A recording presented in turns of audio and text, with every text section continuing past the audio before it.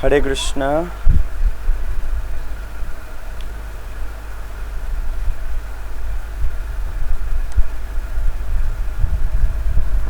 অজ্ঞানতিমিরন্ধস্য জ্ঞানাঞ্জনশলাকায়া চক্ষুরুন্মিলিতং येन তস্मै শ্রীগুরুবে নমঃ। শ্রীচৈতন্য मनोभीष्टं स्थापितं येन भूतले स्वयं रूपो कदा मह्यं ददाति स्वपदान्तिकम्। वाञ्छाकल्पतरुभ्यश्च कृपा सिन्धुभ्यो च पतितानां पावनेभ्यो वैष्णवेभ्यो नमो नमः।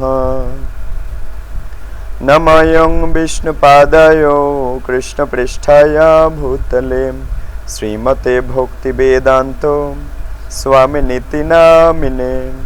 नमस्ते सरस्वते देवे गौरवाणी प्रचारिणे निर्विशेष शून्यवादी पाश्चात्य देशतारिणे। वृन्दायै तुलसीदेव्यै प्रियायै केशवस्य च विष्णुभक्तिप्रदे देवी सत्यवत्यै नमो नमः। हे कृष्ण करुणा सिन्धु दीनबन्धु जगत्पते गोपेश गोपिका कान्तो राधाकान्त नमस्तुते।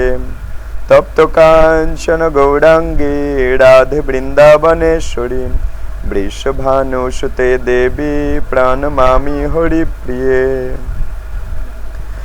जय श्री कृष्ण चैतन्य प्रभु नित्यानंद श्री अद्वैत गदाधर श्रीवासादि गौर भक्तवृंद।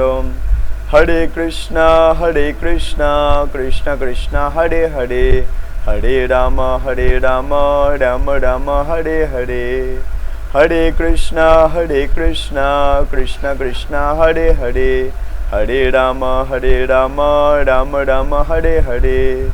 हरे कृष्णा कृष्ण कृष्ण हरे हरे हरे राम राम राम हरे हरे।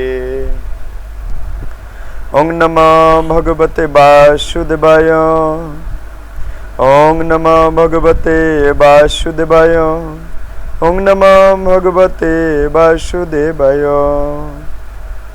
नमो विष्णुपादाय कृष्णप्रेष्ठाय भूतले श्रीमते जयपताका स्वामिनिति नामिने। नारायणं नमस्कृत्य नरं चैव नरोत्तमं देवीं सरस्वतीं व्यासं ततो जयमुदीरयेत्। मुखं करोति वाचालं पङ्गुं लङ्घयते गिरिं यत्कृपातमहं वन्दे श्रीगुरुं दीनतारिणम्। नष्टप्रायेषु अभद्रेषु नित्यं भागवत सेवया भागवत उत्तम श्लोके भक्तिर्भवति नैष्ठिकी परमानंद माधव श्री चैतन्य शरणम। श्री श्री गुरु गौरांगो जयत। हरि ओम तत्सत। सर्वाग्रे मदीय गुरु महाराजेर श्रील गुरु महाराजेर आतुल श्रीचरण कमले भूल लुंठित दंडवत प्रणाम ज्ञापन करे तार कृपा आशीर्वाद प्रार्थना करछि। তিনি আশীর্বাদ করুন যাতে যথাযথভাবে যথাযথ শৈলী মেনে যথা আচার্যদের দেখানো পথ অনুসরণ করে আচার্যদের থেকে যা শ্রবণ করেছি সেটা যথাযথভাবে যাতে তুলে ধরা যায়। তৎপশ্চাৎ পরম গুরুদেব কৃষ্ণ কৃপা শ্রীমূর্তি শ্রীল অভয় চরণারবিন্দ ভক্তি বেদান্ত স্বামী শ্রীল প্রভুপাদের প্রাতুল শ্রী চরণ কমলে ভুলুণ্ঠিত ষষ্ঠাঙ্গ দণ্ডবত প্রণাম জ্ঞাপন করে তার কৃপা তার আশীর্বাদ প্রার্থনা করছি। হে শ্রীল প্রভুপাদ আপনি আশীর্বাদ করুন যাতে যথাযথভাবে হরিকথা পরিবেশন করা যায়। ইস্কনের বর্তমান গুরু পরম্পরার আচার্যবৃন্দ সবার শ্রীচরণ কমলে দণ্ডবত প্রণাম জ্ঞাপন করে তাদের আশীর্বাদ প্রার্থনা করছি। গুরু পরম্পরার আচার্যবৃন্দ অনন্ত কোটি বৈষ্ণব বৈষ্ণবীবৃন্দ সমবেত ভক্তমণ্ডলী মাতৃমণ্ডলী সবার শ্রীচরণ কমলে যথাযোগ্য প্রণিপাত জ্ঞাপন করে সবার আশীর্বাদ মস্তকে ধারণ করে আজকে হরিকথায় প্রবেশ করছি। কিছু ভুল ত্রুটি অপরাধ, কিছু বাচিক অপরাধ, কিছু আচরণজনিত অপরাধ, কিছু শালীনতাজনিত অপরাধ, কোনো রকম ভুল ত্রুটি পরিলক্ষিত হলে নিজ গুণে মার্জনা করবেন। হরে কৃষ্ণ। শুধু ভক্তবৃন্দ, আমরা রয়েছি বুলার চক গ্রামে সাপ্তাহিক নামহট্ট। প্রতি মঙ্গলবার বিকালে আমরা ধারাবাহিকভাবে প্রতিনিয়ত বসে আমরা একটা গ্রন্থ অধ্যয়ন করার চেষ্টা করছি। ইস্কন বিবিটি থেকে প্রকাশিত জাগ্রত চেতনা, যেটা শ্রীমদ্ ভগবদ গীতার উপরেই আধারিত। সেই জাগ্রত চেতনার 4টি খণ্ড রয়েছে। যারা ইউটিউবে ভিডিওটা পাচ্ছেন তারা ডেসক্রিপশন বক্সে পিডিএফ এর লিংক দিয়ে দেওয়া হবে, ওখান থেকে পিডিএফ থেকে আপনারা সরাসরি পড়তে পারেন। তো ধারাবাহিকভাবে গ্রন্থটা অধ্যয়ন করা হচ্ছে। প্রথম খণ্ডেও 100টা প্রশ্ন এবং অতিরিক্ত কিছু আলোচনা হয়ে গেছে।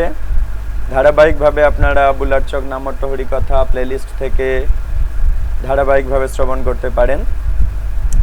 দ্বিতীয় খণ্ডের বেশ কিছু প্রশ্ন হয়ে গেছে।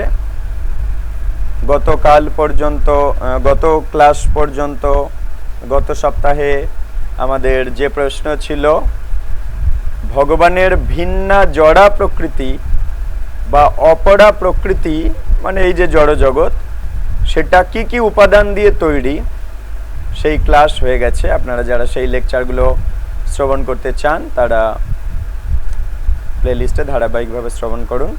এখন আমরা ভগবানের উৎকৃষ্টা পরা প্রকৃতি বলতে কাকে বোঝায় সেই প্রশ্ন উত্তর নিয়ে আমরা আলোচনায় প্রবেশ করছি।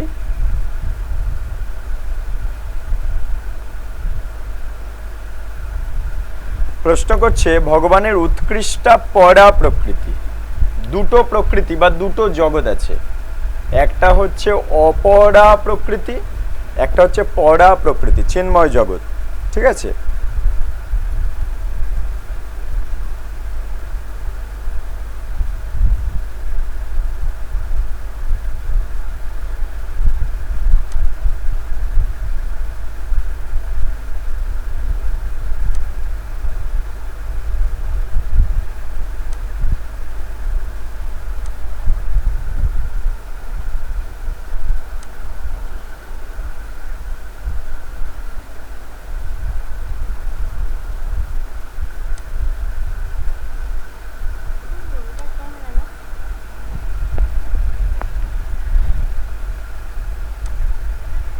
হ্যাঁ।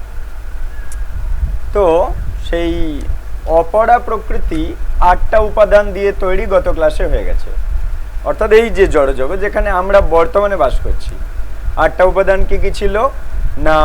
মৃত্তিকা মানে মাটি, তার চেয়ে পাতলা হচ্ছে জল, তার চেয়ে পাতলা অগ্নি, তার চেয়ে পাতলা বায়ু, তার চেয়ে পাতলা আকাশ বা বোম বা শব্দ বলা হয়, তার চেয়ে পাতলা মন, বুদ্ধি, অহংকার। এই 8টা উপাদান দিয়ে এই জড়জগৎ তৈরি, যেটা কারাগার, যেটা অনিত্য জগৎ, যেটা ধ্বংস হয়ে যাবে। সৃষ্টি হয়েছে, চলছে, আবার ধ্বংস হয়ে যাবে।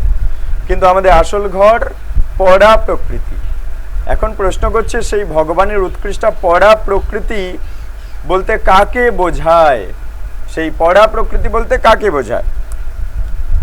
তা আনসার করছে ভগবানের পরা প্রকৃতি হচ্ছে চৈতন্য স্বরূপা, মানে সেখানকার সবকিছুর চেতনা আছে, চৈতন্য স্বরূপ, এবং জীব ভূতা, সেখানেও জীবাত্মা আছে আমাদের তোমাদের মতো। সেই শক্তি থেকে সমস্ত জীব নিঃসৃত হয়েছে এবং ওই পরা প্রকৃতি জড়জগৎকে ধারণ করে আছে। ওইটা হচ্ছে অরিজিনাল জগৎ, যার ছায়া হচ্ছে এই নকল জগৎ, জড়জগৎ। যেমন অরিজিনাল নারকেল গাছ, জলে তার প্রতিবিম্ব পড়ে, ছায়া পড়ে, দেখে মনে হয় জলের যে ছায়াটা পড়েছে ওটাও নারকেল গাছ, ওতেও ডাব ফলে আছে, দেখা যাচ্ছে জলে ছায়া। কিন্তু আমরা বুদ্ধিমান, আমরা বুঝতে পারি ওটা নকল ছায়া। পুরো অরিজিনাল গাছের মতো দেখতে হলে কি হবে, ওটা নকল। তার মানে ওই যে ছায়াটা তৈরি হয়েছে কেন? অরিজিনাল গাছটা আছে বলে। একইভাবে এই যে অনিত্য জগৎ, যেমন ছায়াটা অনিত্য, কিছুক্ষণ আছে আবার চলে যাবে, একইভাবে এই যে জড় জগৎটা, এটা সেই ছায়া, এইটা সেই নকল জগৎ, অনিত্য জগৎ, কিছুদিনের জন্য আছে আবার নষ্ট হয়ে যাবে। তাহলে এই নকল জগৎ, এই ছায়া বা প্রতিবিম্ব জগৎটা হয়েছে কেন? অরিজিনাল জগৎ আছে বলে। যেমন অরিজিনাল নারকেল গাছ না থাকলে ছায়া থাকে না, ছায়া থেকে নারকেল গাছ হয় না, নারকেল গাছ থেকে ছায়া হয়। একইভাবে সেই চিন্ময় জগৎ থেকে এই জড় জগৎ তৈরি হয়েছে, এইটা আমাদের বুঝতে হবে। তাই এখানে বলছে ওই পড়া প্রকৃতি মানে অরিজিনাল যে জগৎ, আমাদের আসল জগৎ, এই জড় জগৎকে ধারণ করে আছে। যেমন ছায়াটাকে ধারণ করে আছে অরিজিনাল গাছ, একইভাবে এই জড় জগৎকে ধারণ করে আছে সেই পড়া প্রকৃতি, এই জড়া প্রকৃতিকে ধারণ করে আছে। আচ্ছা, পরের প্রশ্ন, শ্রীকৃষ্ণ থেকে আরো কোনো শ্রেষ্ঠ তত্ত্ব আছে কি? কৃষ্ণের চেয়ে শ্রেষ্ঠ কোনো তত্ত্ব আছে কি? এখন আনসার করছে শ্রীকৃষ্ণ থেকে শ্রেষ্ঠতর আর কোনো তত্ত্ব নেই, সব কিছু তাকে আশ্রয় করে আছে। ঠিক যেভাবে একটা মণির হাড়ে সমস্ত মণিগুলি একটা সূত্রকে আশ্রয় করে থাকে, সাধারণ মানুষ মণির হাড়টা দর্শন করতে পারে কিন্তু তার মধ্যে সূত্রটা দর্শন করতে পারে না। ঠিক সেরকমই তদ্রূপ সাধারণ মানুষ জগৎটা দর্শন করতে পারে কিন্তু জগৎ যাকে আশ্রয় করে আছে সেই ভগবানকে বুঝতে পারে না। প্রশ্নটা কি করলো আর উত্তর কি করলো? বলছে শ্রীকৃষ্ণ থেকে আর কোনো শ্রেষ্ঠ তত্ত্ব আছে কি?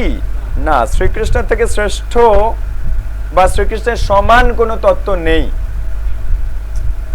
সব কিছু সেই কৃষ্ণকে আশ্রয় করে আছে। যেমন একটা উদাহরণ দিচ্ছে, পুঁতির মালা, অনেক পুঁতি দিয়ে মালা তৈরি হয় কিন্তু ওই পুঁতিগুলো ঠিক সুন্দর সজ্জায় বোনা থাকে কিসের দ্বারা? সুতোর দ্বারা। সুতো যদি না থাকে তাহলে পুঁতিগুলো এলোমেলো। একইভাবে পুরো এই সৃষ্টিতে কৃষ্ণ হচ্ছে সেই সুতো, যে সুতোতে আমরা সবাই তার সাথে জড়িত। প্রত্যেকটা জীবের হৃদয়ে পরমাত্মা আছে, তাহলে ওই সুতো দিয়ে প্রত্যেকটা জীবাত্মাকে বাঁধা আছে, পরমাত্মা রূপী সুতো দিয়ে। প্রত্যেকটা জীবের হৃদয়ে পরমাত্মা আছে, ওই পরমাত্মাটা সেই কৃষ্ণের দেহের সুতো, যে প্রত্যেকটা জীবাত্মাকে ধরে আছে, যেমন সুতো প্রত্যেকটা পুঁতিকে ধরে আছে। একইভাবে পরবর্তী প্রশ্ন, কিভাবে ভগবান তার শক্তির প্রভাবে সর্বত্র পরিব্যাপ্ত হয়ে আছে বলো? প্রশ্ন করছে ভগবান কৃষ্ণ কি করে তার শক্তির প্রভাবে সব জায়গায় পরিব্যাপ্ত মানে ছড়িয়ে আছে। কৃষ্ণ কিভাবে তার শক্তির দ্বারা সব জায়গায় ছড়িয়ে আছে প্রশ্ন করছে। উত্তর বলছে ভগবান হচ্ছেন জলের স্বাদ বা রস। তাহলে জলে যে আমরা স্বাদ পাচ্ছি বা রসালো ব্যাপারটা পাচ্ছি, এটাও কৃষ্ণের কৃপা। তাহলে প্রশ্ন ছিল ভগবান তার শক্তির দ্বারা সব জায়গা ছড়িয়ে আছে কি করে, বোঝাও না। এই যে জলে স্বাদ, এটাও কৃষ্ণের শক্তি বা কৃষ্ণের কৃপা আছে বলে স্বাদ পাচ্ছি। জল রসালো, জল ছাড়া কিছু হয়? আচ্ছা, আর কি? আরো উদাহরণ দাও। কৃষ্ণ যেগুলো গীতাতে বলেছে, বলছে চন্দ্রের সূর্যের যে জ্যোতি বা যে প্রভা, এই প্রভা কৃষ্ণের কৃপা, কৃষ্ণের শক্তি। আসলে প্রশ্ন ছিল ভগবান কৃষ্ণ তার শক্তির প্রভাবে কিভাবে চারিদিকে ছড়িয়ে আছে। চারিদিকের কিছু উদাহরণ দাও যেখানে কৃষ্ণের শক্তি পাওয়া যাচ্ছে। ইয়েস, জলের মধ্যে যে জলের রস, সেটা কৃষ্ণের শক্তি, কৃষ্ণের কৃপা। সূর্য চন্দ্রের যে জ্যোতি, সেটাও কৃষ্ণের শক্তি বা কৃষ্ণের কৃপা। নেক্সট বলছে সর্ববেদে যে প্রণব মানে সমস্ত মন্ত্রের আগে যে ওং মন্ত্র বলা হচ্ছে, এই ওং এর মাধ্যম দিয়ে সমস্ত মন্ত্রকে শক্তি প্রদান করছে কৃষ্ণ। আর কি? আর উদাহরণ দাও। আকাশের শব্দ মানে এই যে আমি কথা বলছি আপনাদের কানে চলে যাচ্ছে কিন্তু দেখা যাচ্ছে না, এই শব্দ কানে গিয়ে আমাদের পর্দাকে ভাইব্রেট করছে। আমার এই কণ্ঠের স্পিকার থেকে বেরোচ্ছে, এখানে একটা স্পিকার বক্স আছে, এখান থেকে বেরোচ্ছে, আর কণ্ঠে ইয়ার ড্রাম আছে, তাতে গিয়ে এই শব্দরূপী শক্তিটা গিয়ে ধাক্কা দিচ্ছে, তার থেকে ইলেকট্রিক হয়ে আমাদের ব্রেনে গিয়ে আমরা সেটাকে বুঝতে পারছি, অ্যানালিসিস করে বুঝতে পারছি। তাহলে কিভাবে হচ্ছে? এটা কৃষ্ণের শক্তির দ্বারা। এই শব্দ একটা শক্তি, এটা কৃষ্ণের কৃপা বা কৃষ্ণের শক্তি। ঠিক আছে? আর কি? মানুষের মধ্যে যে পৌরুষত্ব থাকে, হ্যাঁ পৌরুষত্ব, সেই পৌরুষত্ব আসে কৃষ্ণের শক্তি থেকে। মানে মানুষের যে শক্তি, জ্ঞান, বুদ্ধি, চলা হাঁটার ক্ষমতা, বলার ক্ষমতা, স্মৃতি শক্তি, ধৈর্য শক্তি, একটা ব্যক্তির মধ্যে যা যা শক্তি হলে সে সবকিছু চলতে ফিরতে পারবে, সেই সমস্ত শক্তি কৃষ্ণের শক্তি। তাহলে কৃষ্ণ চারিদিকে পরিব্যাপ্ত হয়ে আছে, তার প্রমাণ এগুলো। আর কি? পৃথিবীর পবিত্র গন্ধ, মানে এই যে ভূমাতা, ভূমাতা থেকে সব তৈরি হয়। একটা ফুলের সুগন্ধ আসছে কোথা থেকে? সেই মাতা থেকে, প্রকৃতি মাতা, মৃত্তিকা থেকে। তাহলে মৃত্তিকার মধ্যে রূপ, রস, শব্দ, গন্ধ, স্পর্শ, এই ইন্দ্রিয়ের 5টা বিষয় সব মৃত্তিকার মধ্যে আছে। মৃত্তিকা থেকে এই জন্য সব ফলন হচ্ছে। বিভিন্ন রঙও এই মৃত্তিকা থেকে তৈরি হচ্ছে, রূপ, রস, বিভিন্ন স্বাদ তৈরি হচ্ছে সেই মৃত্তিকা থেকে। হ্যাঁ, শব্দ, গন্ধ, স্পর্শ সবই এই মৃত্তিকার মধ্যে 5টা উপাদানই রয়েছে। তাই এই যে পৃথিবীর পবিত্র গন্ধ, এই গন্ধের মধ্যে সুগন্ধ বা দুর্গন্ধ, তার মধ্যে কৃষ্ণ এই গন্ধ শক্তি রূপে বিরাজ করছে চারিদিকে। আর কি? অগ্নির তেজ, যে অগ্নির ফলে আমরা রান্না করে সেবা পাচ্ছি, হ্যাঁ ভগবানকে ভোগ লাগিয়ে সেবা পেতে পারছি, সেই অগ্নির তেজ যদি না থাকতো তাহলে কি হতো? তাহলে আগুনের মধ্যে যে তেজ আছে ওটাও কৃষ্ণের, রাধা গোপীনাথের কৃপা। তাহলে এইভাবে চারিদিকে ছড়িয়ে আছে কৃষ্ণ তার শক্তির দ্বারা। কিন্তু তিনি নিজে কোথায় ঘুরছে? গোলক বৃন্দাবনে। কিন্তু এগুলো তার শক্তি চারিদিকে ছড়িয়ে আছে। আরো উদাহরণ দাও। সর্বভূতের জীবন, অর্থাৎ এই যে প্রত্যেকটা জীবাত্মা, তাদের যে জীবন আছে, এই জীবাত্মার জীবন সেটা কৃষ্ণ থেকে। অর্থাৎ জীবাত্মার যে আত্মা, পরমাত্মা প্রত্যেকটা জীবের হৃদয়ে বসে আছে, এটাও কৃষ্ণের কৃপা। এইভাবে কৃষ্ণ প্রত্যেকটা অনুপরমাণুর মধ্যে জীবাত্মার পাশে সে বসে আছে। তাহলে তার শক্তি এইভাবে কাজ করছে। কিন্তু তিনি ব্যক্তিগতভাবে গোলক বৃন্দাবনে বসে আছে, খেলাধুলা করছে সেখানে। কিন্তু তার শক্তি এইভাবে সব জায়গায় কাজ করছে। কোথায় কোথায়? জলের যে রসালো ব্যাপার, সূর্যচন্দ্রের তাপ, সমস্ত বেদের যে প্রণব মন্ত্র, মন্ত্রের যে ওঙ্কার ধ্বনি, আকাশের যে শব্দ শক্তি, মানুষের যে পৌরুষ শক্তি, পৃথিবীর গন্ধ, আগুনের তেজ, সর্বভূতের জীবন, মানে প্রত্যেকের কাছে পরমাত্মা বসে আছে। আর কি? তপস্বীদের তপ, এই যে আমরা একাদশীতে তপস্যা করি আসলে, যে হ্যাঁ আমরা নিজেকে কষ্ট স্বীকার করে অন্ন খাবো না, তপস্বীদের তপ। আর কি? স্থাবর জঙ্গম, বা অনেক তপস্যা করে অনেক জ্ঞান প্রাপ্ত হয়, সেই তপস্বীদের তপস্যার ফল সেও কৃষ্ণই দান করে। আর কি? স্থাবর জঙ্গম, সমস্ত ভূতের সনাতন কারণ। স্থাবর মানে যারা চলতে পারে না, জঙ্গম মানে যারা চলতে পারে। স্থাবর জঙ্গম সমস্ত ভূতের সনাতন কারণ সেই কৃষ্ণ। সব জীবকে কৃষ্ণ তৈরি করেছে। আর কি? বুদ্ধিমানের বুদ্ধি, বুদ্ধিমান ব্যক্তির মধ্যে যে বুদ্ধি আছে ওটা আসলে কৃষ্ণের শক্তি। তাহলে কৃষ্ণ বলেছিল আমি অব্যক্ত রূপে সর্বত্র ব্যাপ্ত আছি। অব্যক্ত রূপে, চোখে এগুলো দেখা যায় না কিন্তু অনুভব করা যাচ্ছে যে হ্যাঁ জলের স্বাদ আছে, চোখে দেখা যায়।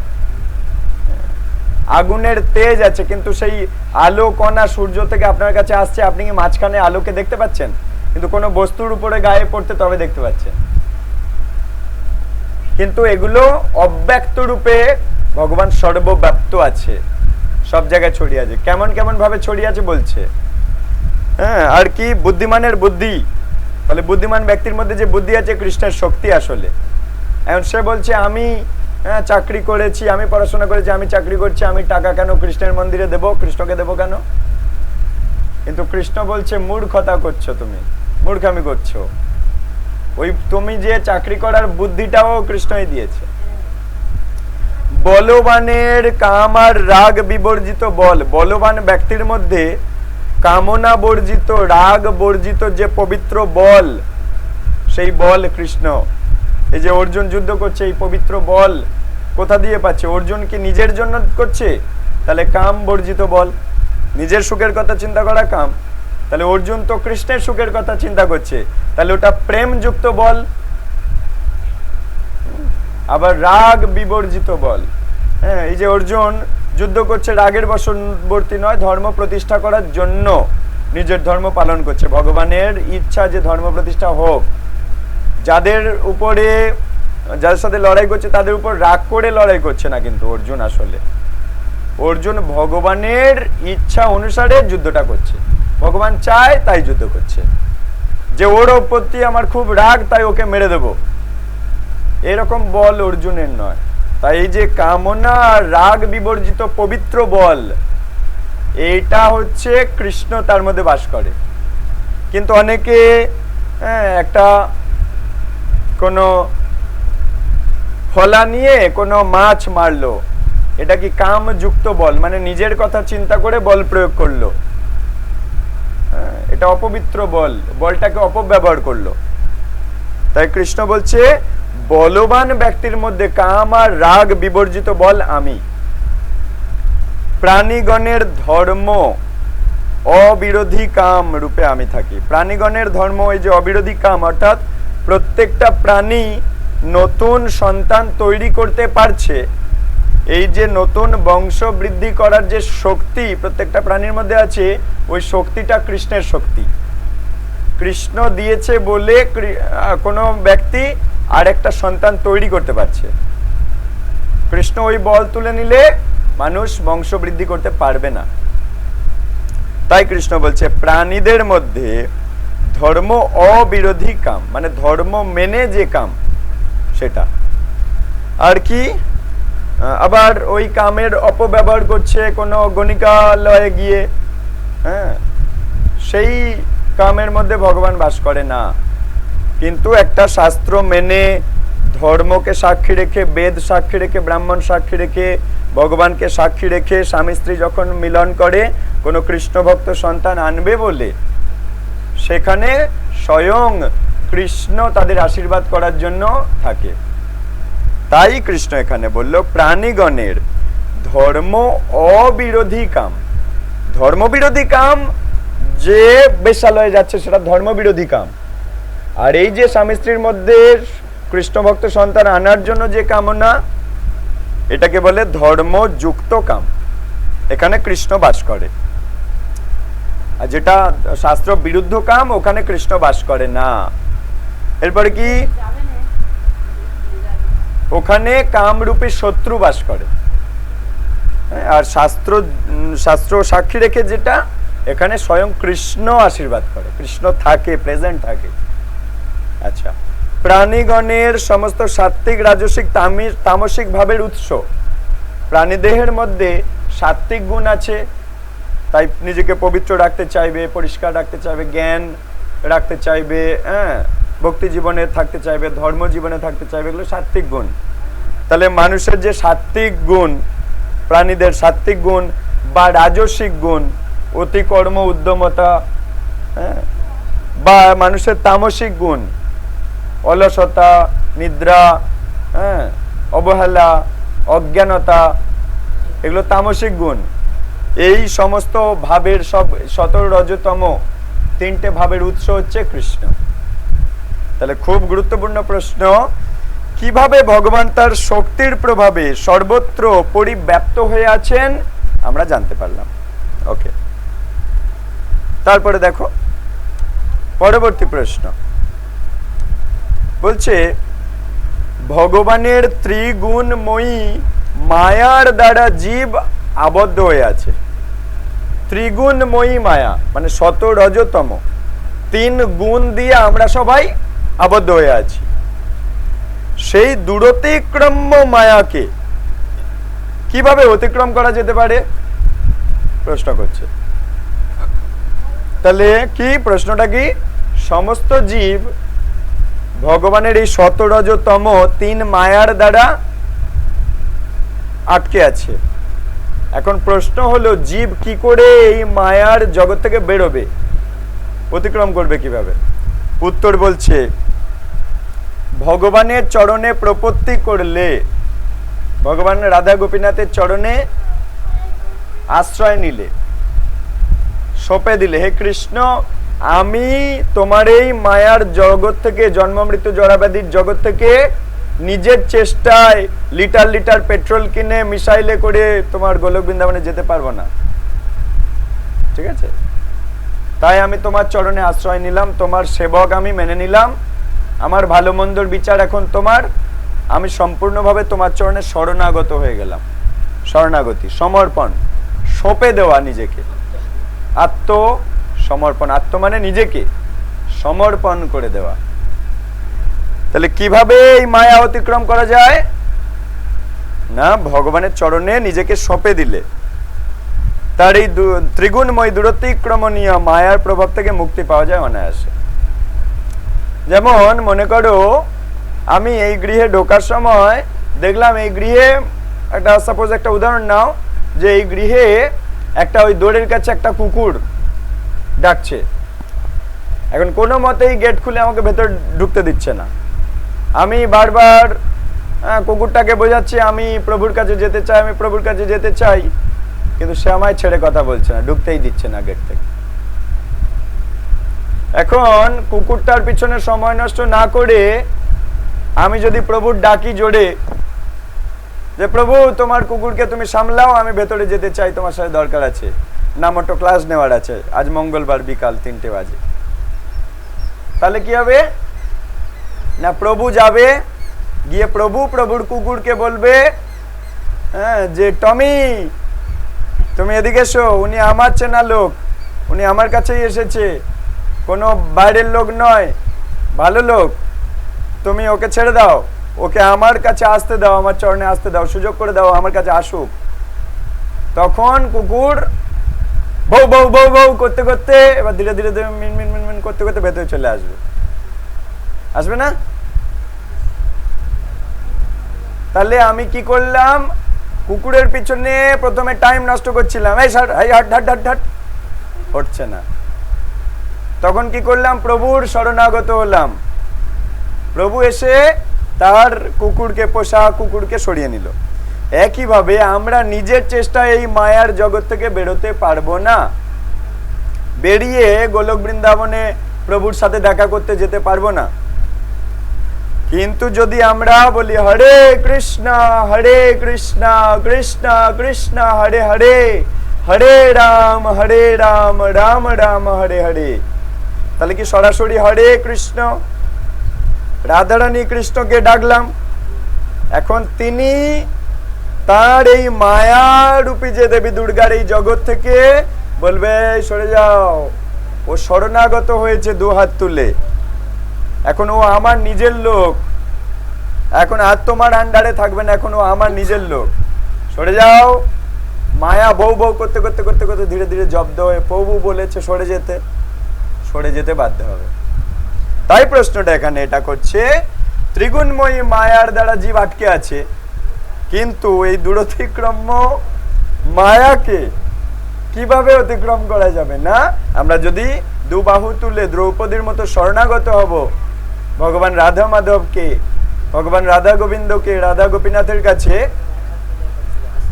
তখন আমরা এই মায়ার থেকে বেরোতে পারবো। তাহলে সবাই দুবাহু তুলবেন প্রতিদিন সকাল সন্ধ্যা জয়ধ্বনি দেওয়ার সময়, ঠিক আছে?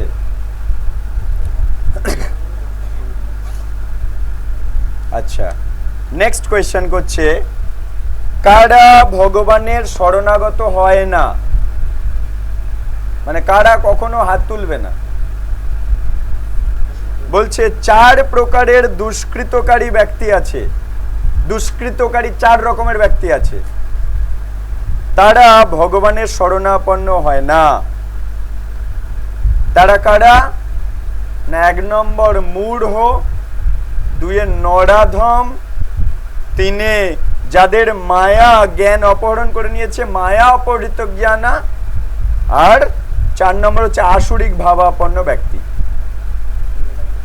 মূঢ় নর হয়েও অধম যারা 2 নম্বর, 3 নম্বর মায়া অপহৃত জ্ঞানা, মায়া যাদের জ্ঞান অপহরণ করে নিয়েছে, আর 4 নম্বর আসরিক প্রবৃত্তির লোক যারা, তারা কোনোদিন ভগবানের ভক্ত হবে না।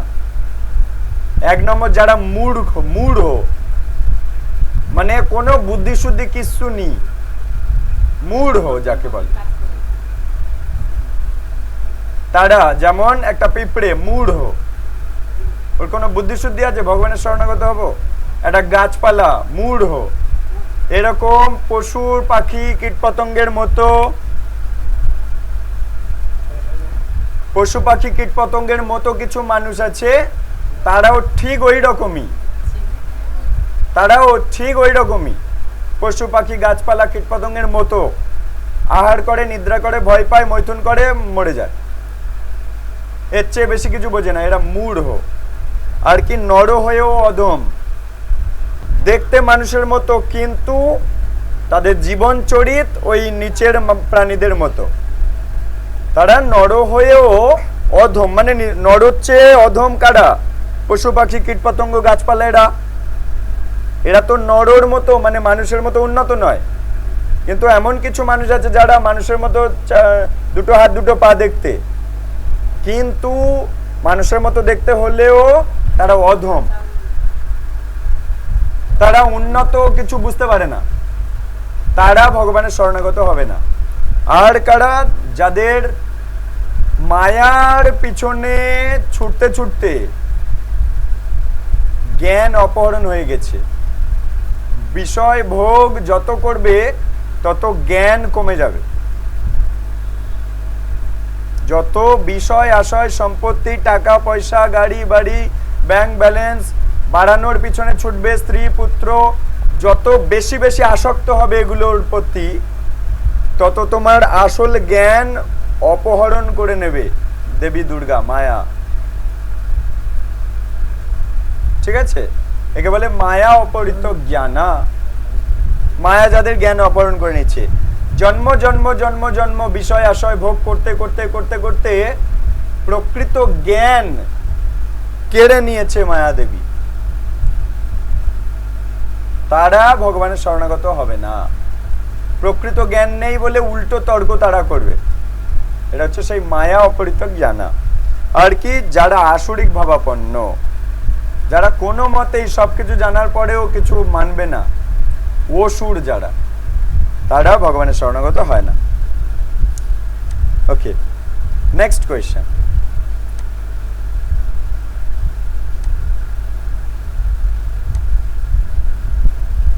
কোন 4 প্রকারের সুকৃতিবান ব্যক্তি ভগবানের ভজনা করেন?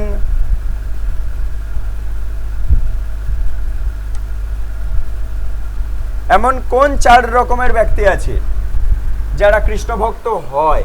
তাহলে 4 রকম ব্যক্তি কৃষ্ণ ভক্ত হয় না। কারা? মূঢ়, নরাধম, মায়া যাদের জ্ঞান অপহরণ করে নিয়েছে, আর যারা অসুর।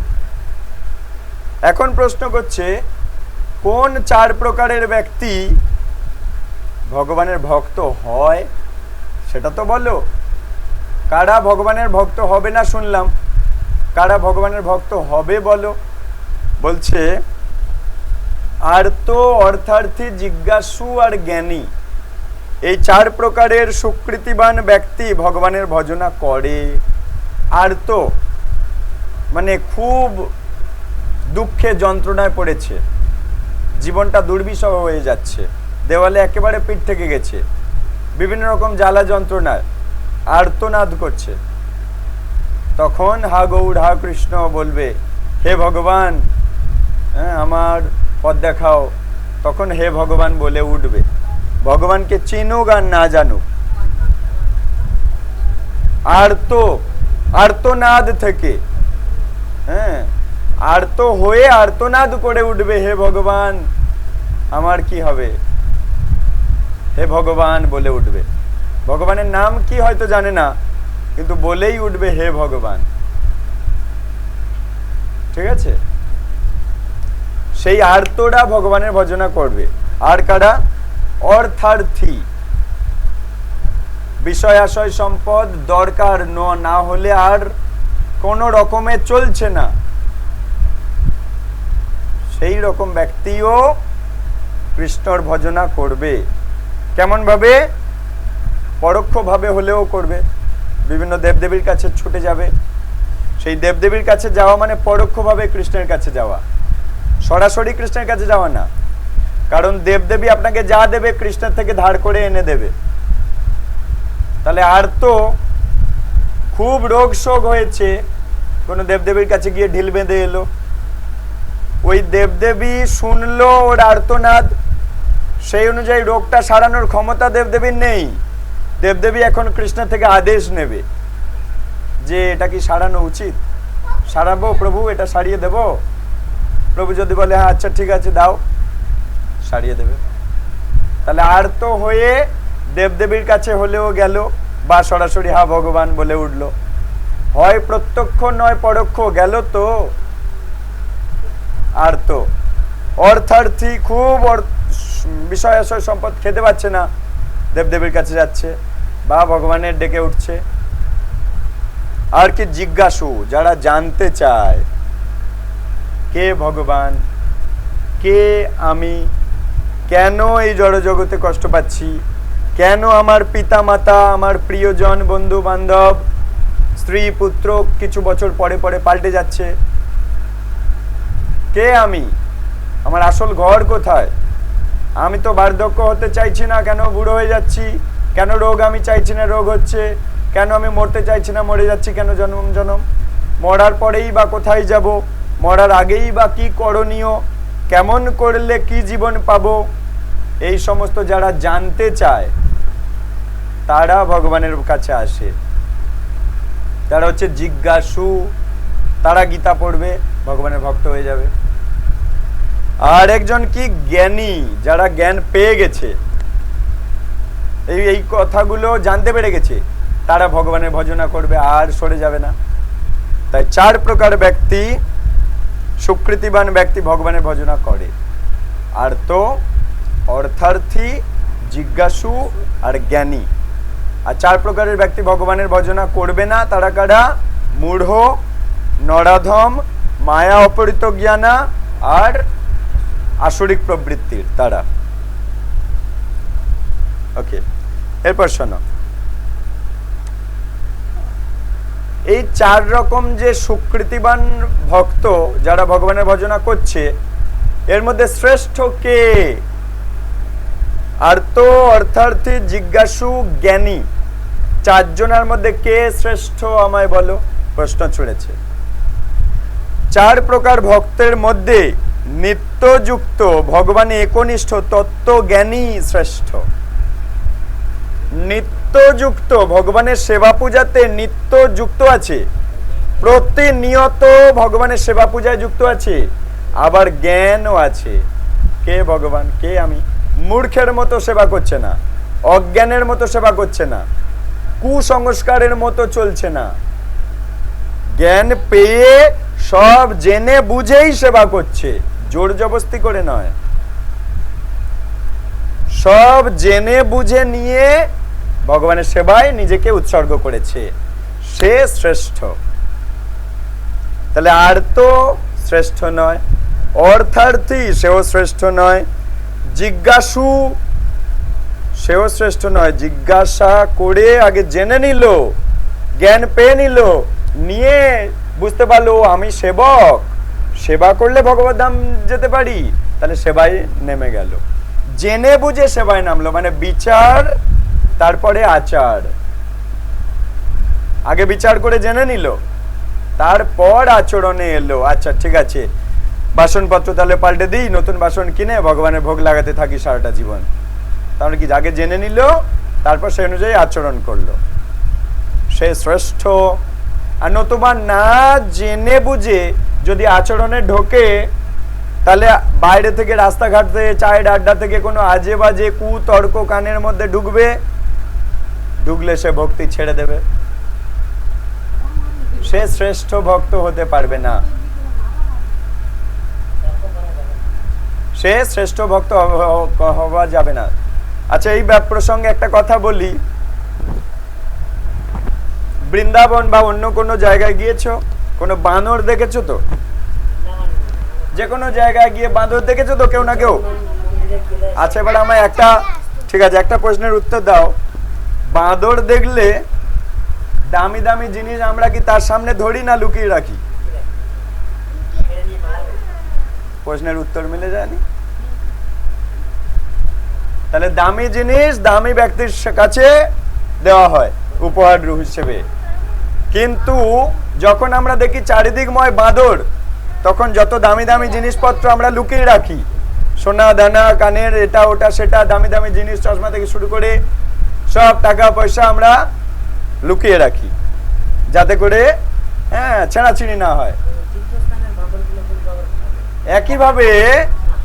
একইভাবে যখন আমরা দেখি চারিপাশের পরিস্থিতি ভালো না, লোকজন ভালো না, তখন এই সমস্ত জ্ঞান তাদের সামনে, এগুলো তো সেই দিব্য জ্ঞান, অক্ষয় জ্ঞান, অব্যয় জ্ঞান, নিত্য সুখ সাধ্য জ্ঞান, গোপন থেকেও গোপনতর জ্ঞান, রাজবিদ্যা রাজগুহ্য জ্ঞান। এগুলো, এই জ্ঞান তো যাকে তাকে দেওয়ার জন্য নয়। যার হৃদয়ে শ্রদ্ধারূপী পদ্মফুল আছে, যে ভদ্র ব্যক্তি, সভ্য ব্যক্তি, শান্ত ব্যক্তি, নম্র ব্যক্তি, এগুলো তাকে দিতে হয়। নতুবা ওই বাঁদরের সামনে কি আমরা মুক্ত ধরি না। একইভাবে যেখানে সেখানে আমরা হরিকথা বলবো না, কারণ এগুলো মুক্ত, এগুলো সম্পদ। সবার সামনে বললে তারা এগুলো নিয়ে, একটা বাঁদর কি মুক্তর দাম বোঝে? নিয়ে ছেঁড়াছিঁড়ি করে কুটে এদিক সুদিক ছুড়িয়ে ফেলে দেয়, বোঝে কি দাম? এই জন্য এই শাস্ত্র জ্ঞানগুলোর যে কত মুক্ত, কত মূল্যবান বস্তু, এটা তারা বোঝে না, নিয়ে ছেঁড়া কুটি করে এদিক ওদিক ছড়িয়ে ফেলে নষ্ট করে দেয়। পরিষ্কার? তাই যেখানে সেখানে বলতে যাবেন না। শ্রদ্ধাহীন ব্যক্তিকে ভগবানের কোন রকম কথা বলা যাবে না, তাহলে অপরাধ হয়।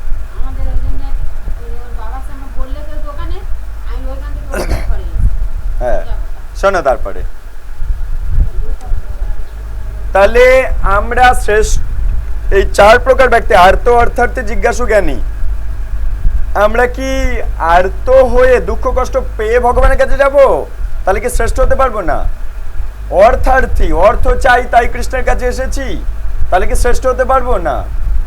জিজ্ঞাসু, খুব জানতে চাই তাই কৃষ্ণের কাছে এসেছি, তাও নয়। জ্ঞানী, জ্ঞান পেয়ে ভক্তিতে যুক্ত হলাম, জেনে বুঝে কৃষ্ণ সেবা করব, তবে আমি শ্রেষ্ঠ ভক্ত হতে পারবো, এটা কৃষ্ণ বলছে। আচ্ছা, নেক্সট কোয়েশ্চেন।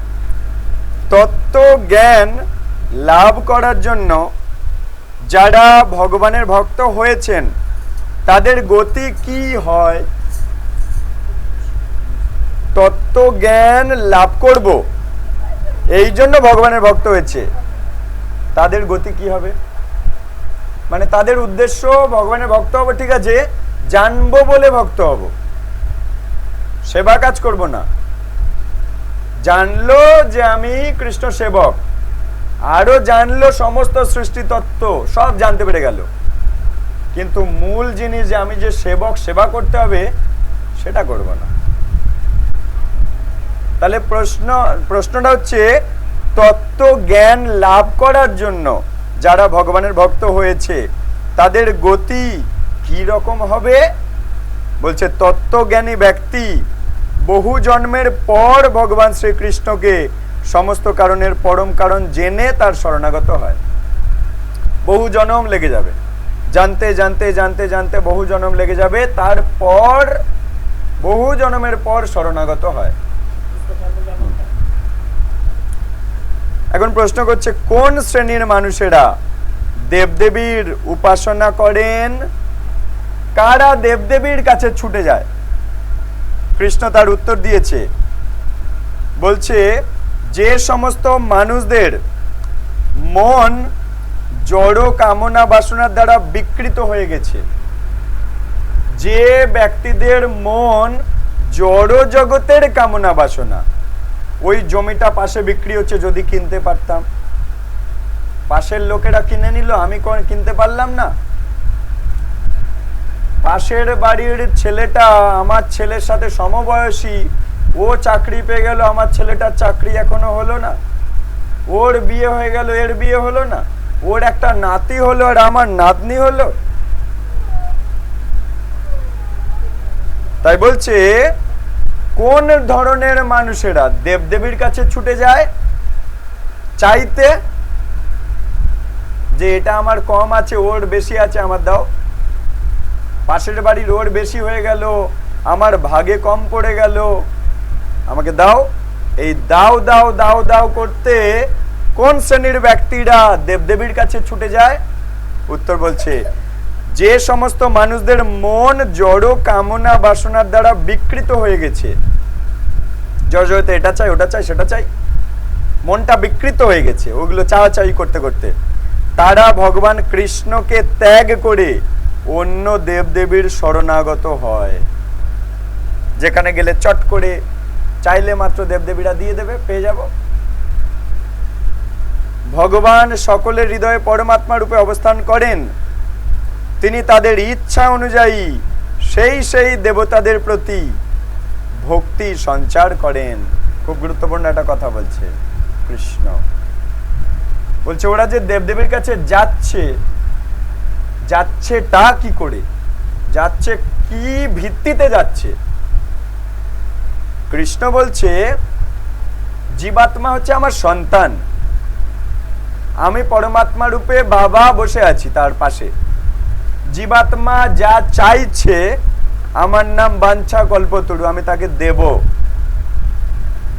এখন যা চাইছে সে মনে করছে আমি এই দেবী বা এই দেবতার কাছে গেলে পাবো বলে সেই দেবী বা দেবতার কাছে যাবার জন্য যে শ্রদ্ধা, সেটাও পরমাত্মা কৃষ্ণ যোগান দিচ্ছে, তাই সেই দেবী বা দেবতার কাছে যেতে পারছে। শ্রদ্ধা না থাকলে কোনো দেবদেবীর কাছে যেতে পারবে? আমি মহাদেবের কাছে যেতে চাই, কিন্তু মহাদেবের প্রতি শ্রদ্ধা না থাকলে কি যেতে পারবো? ওই শ্রদ্ধাটা এলো কোথা থেকে? সেই পরমাত্মা রূপে বাবা বসে আছে, সন্তান রূপী জীবাত্মাকে শ্রদ্ধা দিল। আচ্ছা তুমি মহাদেবের কাছে যেতে চাও, মহাদেবের কাছে যাবার মতো শ্রদ্ধা দিল, মহাদেবের কাছে গেল, গিয়ে যা চাইবার চেয়ে নিল। ঠিক আছে? তাই বলছে যে সমস্ত মানুষদের মন জড় কামনা বাসনা দ্বারা বিকৃত হয়ে গেছে, তারা ভগবান কৃষ্ণকে পরিত্যাগ করে অন্য দেবদেবীর কাছে চলে যায়। ভগবান সবার হৃদয়ে পরম আত্মা রূপে বসে আছে। তিনি তাদের ইচ্ছা অনুযায়ী, মানে জীবাত্মা মানে কৃষ্ণের ছেলে সন্তান, সেই সন্তানের ইচ্ছা অনুযায়ী সেই দেবতাদের প্রতি ভক্তি বা শ্রদ্ধা সঞ্চার করেন কৃষ্ণ এই পরমাত্মা রূপে বসে থেকে। আর সেই ভক্তি বা শ্রদ্ধা কৃষ্ণ দেয় ভেতর থেকে, এবং সেই শ্রদ্ধা কালী মায়ের প্রতি হলে কালী মায়ের কাছে ছুটে যাবে, লোকনাথ বাবার প্রতি হলে লোকনাথ বাবার কাছে চলে যাবে। এরকম যার দিকে যাওয়ার ইচ্ছা হবে কৃষ্ণ সেই রকম ভক্তি বা শ্রদ্ধা কৃষ্ণই দেবে, তবে সে সেই দেবতা বা দেবীর কাছে যেতে পারবে, নইলে যেতে পারবে না। বোঝা গেছে? কারো কোনো প্রশ্ন? ওকে, নেক্সট কোয়েশ্চেন করছে দেবদেবীর উপাসনার মাধ্যমে সেই উপাসকরা যে ফল প্রাপ্ত হন, সেই কাম্য বস্তু মূলত কে প্রদান করে থাকেন? খুব গুরুত্বপূর্ণ প্রশ্ন। দেবদেবী আর ভগবান সম্বন্ধীয় তত্ত্ব আলোচনা হচ্ছে। ঠিক আছে, কি বলছে শোনো। বলছে দেবদেবীর উপাসনার মাধ্যমে, মানে দেবদেবীর পূজা,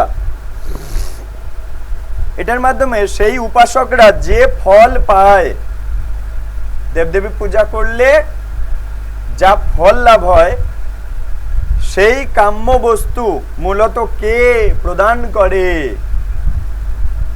মনে করো কোনো ডাকাত মাঝরাত্রি 12টার সময় কালী মায়ের কাছে গিয়ে পূজা করলো, মা আমি তোমাকে দণ্ডবত প্রণাম জানাচ্ছি, তুমি আমাকে এবং আমার দলবলকে রক্ষা করো, আজ আমরা একটা ব্যাংকে ডাকাতি করতে যাচ্ছি, তুমি রক্ষা করো। কি কোনো গৃহী ব্যক্তি কার্তিক পূজা করছে, হে কার্তিক আমাকে সন্তান দান করো।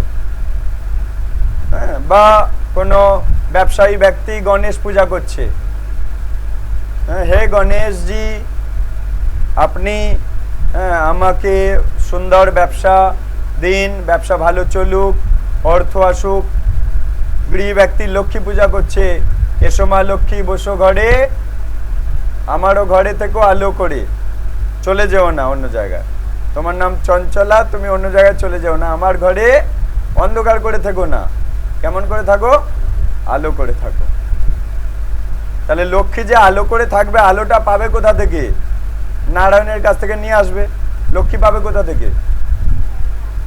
লক্ষ্মীর স্বামীর কাছ থেকে আনবে। যেমন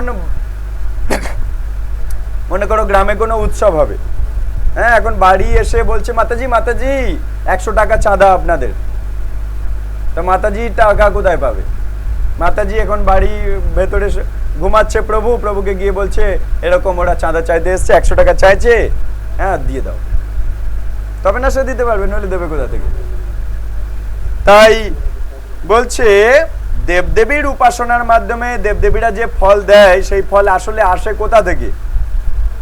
তাই বলছে দেব পূজকেরা, যারা দেবতার পূজা করছে, দেবতাদের কাছ থেকে যে ফল পায়, সেই সমস্ত ফল দেবতারা ভগবানের কাছ থেকে পায়, দেবতারা পায় ভগবান কৃষ্ণের কাছ থেকে, এবং তাদের উপাসকদের প্রদান করে থাকেন। যেমন নন্দ বাবা, কৃষ্ণের বাবা নন্দ মহারাজ, এবং সমস্ত ব্রজবাসীরা কার পূজা করছে? না, দেবরাজ ইন্দ্রের পূজা করছে, দেবতাদের রাজার পূজা করছে। তা কৃষ্ণ গিয়ে জিজ্ঞাসা করছে, বাবা বাবা তোমরা এরকম দেবরাজ ইন্দ্রের পূজা করো কেন? কৃষ্ণ এদিকে মনে মনে ভাবছে দেবরাজ ইন্দ্র এত বড় অহংকারী হয়ে গেছে, অহংকারে ও ভুলে গেছে সবার কাছ থেকে পূজা নিচ্ছিল ঠিক আছে, ওই দেবরাজ ইন্দ্রেরও প্রভু আমি, আমার বাবার কাছ থেকেও পূজা নিচ্ছে, এত বড় স্পর্ধা। গর্বে অহংকারে এত অন্ধ হয়ে গেছে দেবতাদের রাজা ইন্দ্র, ওকে শিক্ষা দিতে হবে। যার তার কাছে ওর কাছ থেকে পূজা নিচ্ছিলিস বছর বছর, ঠিক আছে মেনে নিচ্ছিলাম, কিছু বলিনি, তো তোর এত বড় স্পর্ধা, তুমি আমার বাবার কাছ থেকে তুমি পূজা নিচ্ছ, তোমার লজ্জা করে না? তা কৃষ্ণ শিক্ষা দিবে তার সেবক, হ্যাঁ, ইন্দ্রকে, যাতে গর্ব অহংকার নেমে গিয়ে ইন্দ্রের কল্যাণ হয়। কৃষ্ণের আরেক নাম কি বলেছিলাম একদিন? গর্ব ভঞ্জন। গর্ব অহংকার হলে ভেঙে দেবে কৃষ্ণ।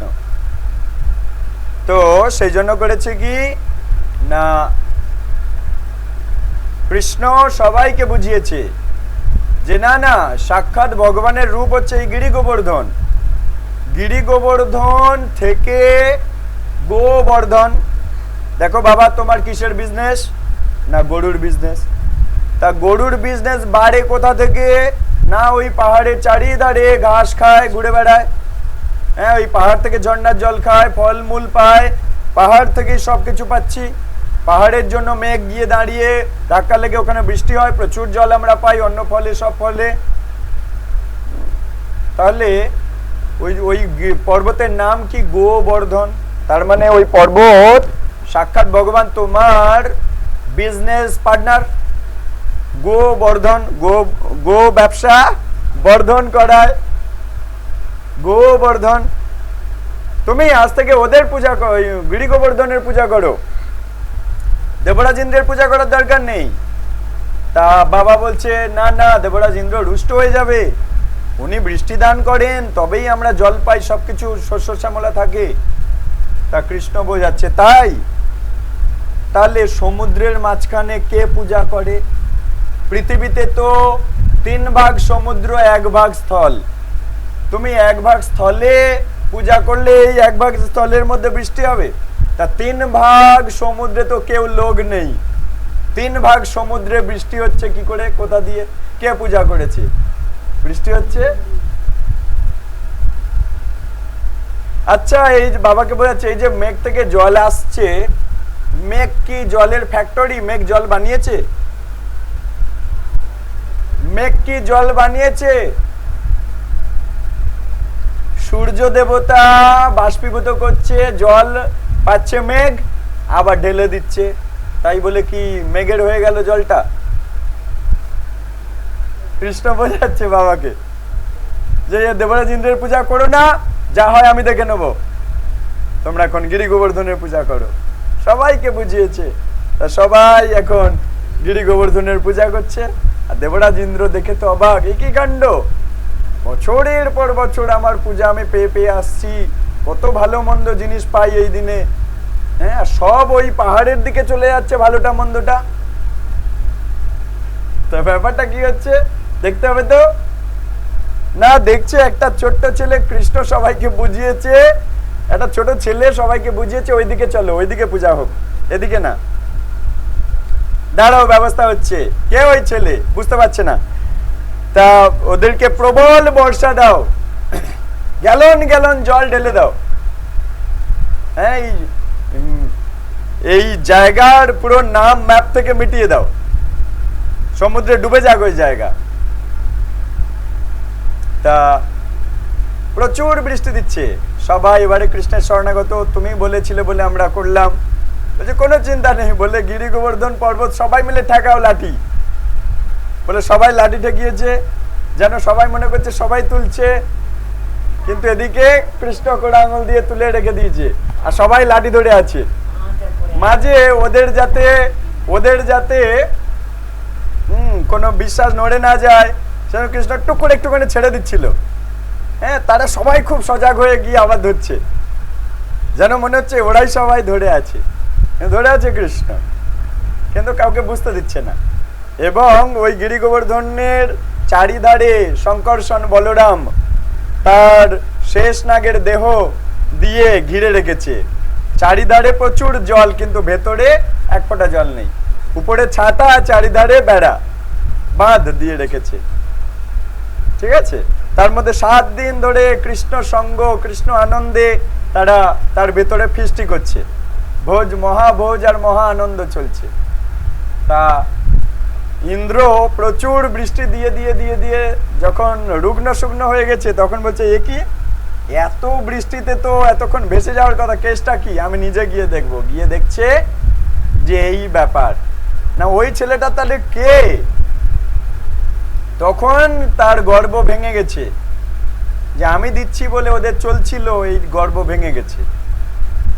হ্যাঁ, এবং সে তার প্রভু, তার উপরে যে একজন হেডকোয়ার্টারে প্রভু বসে আছে সেটা বুঝতে পেরেছে, তখন এসে ক্ষমা স্বীকার করছে প্রভুর কাছে। তা এখন যে কথা বলতে বলতে বললাম যে দেব পূজা, যে ভগবানের কাছ থেকে প্রাপ্ত হয়ে তাদের উপাসকদের প্রদান করে থাকেন। তাহলে এই যে দেবরাজ ইন্দ্র বৃষ্টি দিচ্ছে, বজ্র দিচ্ছে, এগুলো পাচ্ছে কোথা থেকে? সেই বৃষ্টিরূপী জল এই প্রকৃতির মধ্যে অলরেডি কৃষ্ণ বানিয়ে রেখেছে, শুধু একটুখানি ওপরে তুলে আবার নিচে ফেলে দিয়েছে। তাই বলে কি বলতে পারবে যে জলটা আমার? ওপরে তোলারও, সূর্যদেব যে উপরে তুলেছে তারও ক্ষমতা সেই কৃষ্ণ। একটু আগে বলল সূর্যের প্রভা আমার শক্তি, তাহলে সূর্যের যে এই যে বাষ্পীকরণ করার শক্তি, সেটা কৃষ্ণের শক্তি। তাহলে সূর্যদেব কি বলতে পারবে আমি বাষ্প করেছি বলে জলটা, বৃষ্টিটা হচ্ছে? ওই শক্তিও কৃষ্ণ দান করেছে। তাহলে আমরা দেবদেবীর কাছে গিয়ে কি হবে? সরাসরি ভগবানের কাছে যাব, কারণ দেবদেবী কারোর কাছ থেকে চেয়ে আনবে তারপর দেবে, তা সরাসরি যার থেকে চেয়ে আনছে তার কাছেই যাব, দেবদেবীর কাছে যাবো কেন? তাহলে কৃষ্ণ খুশি হবে। এই জন্য কৃষ্ণ ভক্তরা আর অন্য কোথাও যায় না, যাওয়ার প্রয়োজন পড়ে না। এখন নেক্সট কোয়েশ্চেন, যারা দেবদেবীদের উপাসনা করে তাদেরকে অল্প বুদ্ধি সম্পন্ন বলা হয়েছে কেন? কৃষ্ণ খুব ভয়ঙ্কর কথা বলেছে, কেউ অপরাধ নেবেন না, এটা ভগবানের মুখ নিঃসৃত বাণী, আমি বলছি না, বা ইউটিউবে যারা শুনছেন তারাও কেউ অপরাধ নেবেন না, এটা ভগবানের মুখ নিঃসৃত বাণী, গীতাতে পরিষ্কার আছে। কৃষ্ণ বলেছিল যারা অল্প বুদ্ধি সম্পন্ন তারা দেবদেবীর কাছে যায়। তাই এখন প্রশ্ন করছে যারা দেবদেবীর উপাসনা করে তাদেরকে অল্প বুদ্ধি সম্পন্ন বলল কেন কৃষ্ণ? কৃষ্ণ তাদেরকে অল্প বুদ্ধি সম্পন্ন বলল কেন? ঠিক আছে, এটা এখন প্রশ্ন। তা বলছে দেবতাদের উপাসকরা যে ফল পায় তা অস্থায়ী ফল, স্থায়ী নয়। কারণ দেবতারা নিজেরাই স্থায়ী নয়, তাদেরও জন্ম মৃত্যু হয়, তাই তারাও স্থায়ী ফল দিতে পারবে না। কৃষ্ণ যে ফল দেয় সেটা হচ্ছে মুক্ত জীবন এবং চিন্ময় আনন্দ, কৃষ্ণ প্রেম। এই ফলটা সবচাইতে দামি ফল, মুক্তি এবং কৃষ্ণ প্রেম, যেটা স্থায়ী ফল। কৃষ্ণের সেবার সুযোগ দেয়, যেটা স্থায়ী ফল, যার ফলে সবাই আনন্দে থাকতে পারে, কারণ সবাই সেবক। যেমন একটা মা সন্তান নেয় কেন না, সন্তানের সেবা করে আনন্দে থাকবে বলে। একটা স্ত্রী তার স্বামীর সাথে বিবাহ করে কেন না, স্বামীর সেবা করে আনন্দে থাকবে বলে। তাহলে আমরা সেবক, কারো না কারো সেবা আমরা করছি। তাই জন্য কৃষ্ণ জানে আমরা সেবক, তাই জন্য কৃষ্ণ তার সেবার সুযোগ দেয়, যেটা যে চাকরি পাওয়াটা নিত্য ফল। তাই ওদেরকে অল্প বুদ্ধি সম্পন্ন বলেছে কেন? প্রশ্নটা হচ্ছে দেবদেবীর উপাসকদের অল্প বুদ্ধি বলছে কেন? কৃষ্ণ অল্প বুদ্ধি বলল কারণ দেবদেবীর পূজকেরা, উপাসকেরা, দেবদেবীরা যে অস্থায়ী ফল দেয় সেই অস্থায়ী ফলের পিছনে ছুটছে, যেটা স্থায়ী নয়, কিছু বছর পর নষ্ট হয়ে যাবে। তাই জন্য বলেছে ওরা বুদ্ধি কম আছে, অস্থায়ী ফসলের পিছনে ছুটছে। তারা তাদের আরাধ্য দেবলোকে যায়, আবার সেই দেবতার মানে এখানে পৃথিবীতে সে কোনো দেবতার পূজা করলো, মৃত্যুর পর সেই দেবতার কাছে জন্ম হবে। সেখানে জন্ম নিয়ে বাস করতে করতে পুণ্য ক্ষয়ে গেলে আবার এই পৃথিবীতে চলে আসতে হবে। তাহলে কি অস্থায়ী ফল না? পুণ্য ক্ষয়ে গেলে আবার যদি এই বাপের বাড়ি ফিরে আসতে হলো, তাহলে অস্থায়ী ফল না? পাকাপোক্ত ব্যবস্থা হলো কি যদি আবার ফিরে আসতে হলো?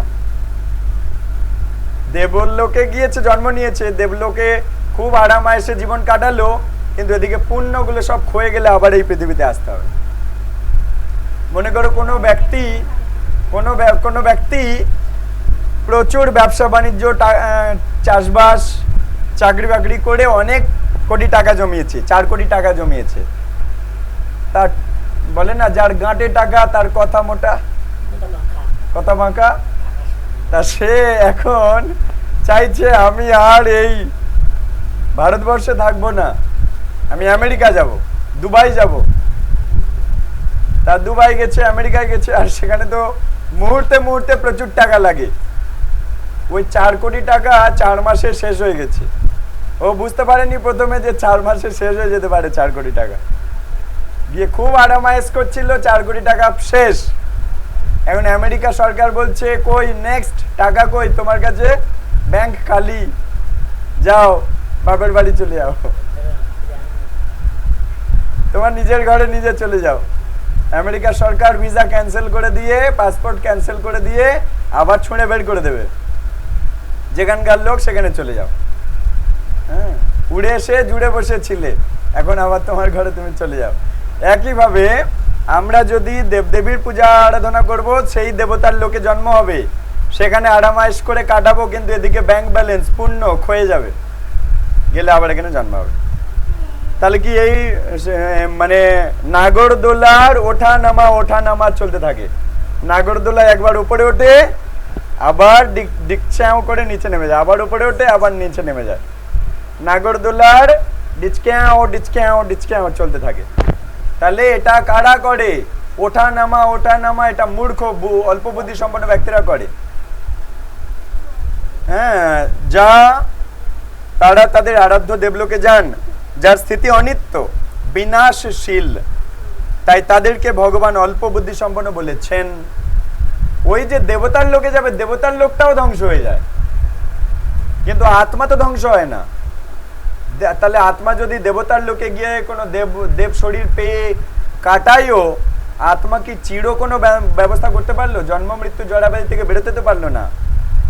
পাকাপোক্ত রোগের সমাধান হলো না, টেম্পোরারি সমাধান হলো, ওপরে ওপরে সমাধান করে দেওয়া হলো অ্যালোপ্যাথিকের মতো। হ্যাঁ, কিছু রোগ হয়েছে, অ্যালোপ্যাথি ওষুধ দিয়ে দিল, ওপরে ওপরে ঠিক হয়ে গেল, ভেতরে ঠিক হলো না। এটা সেই কল। দেবদেবীর পূজা করা ওই অ্যালোপ্যাথি চিকিৎসার মতো, আর ভগবানের পূজা করা হোমিওপ্যাথি চিকিৎসার মতো। পুরোতরে রোগটা নির্মূল করে দেবে, ভবরোগ জন্ম মৃত্যু জড়াব্যাধির নির্মূল হয়ে যাবে। হ্যাঁ, এই হচ্ছে কথা। ওকে, নেক্সট কোয়েশ্চেন। কেউ অপরাধ নেবেন না, মজার ছলে বলি, বা যারা ইউটিউবেও শুনছেন সবার শ্রীচরণ কমলে, হ্যাঁ, আমি যদি কোনো অপরাধ করি আমাকে ক্ষমা করে দেবেন। মজার ছলে বলা হচ্ছে, কাউকে কষ্ট দেওয়ার জন্য নয়, প্রকৃত গীতার জ্ঞান যাতে করে আমরা জেনে আমরা নিজের পরম কল্যাণ করতে পারি, সেই উদ্দেশ্যে। ওকে, নেক্সট কোয়েশ্চেন। নির্বিশেষ বা নিরাকারবাদীদের বুদ্ধিহীন কেন বলা হয়েছে?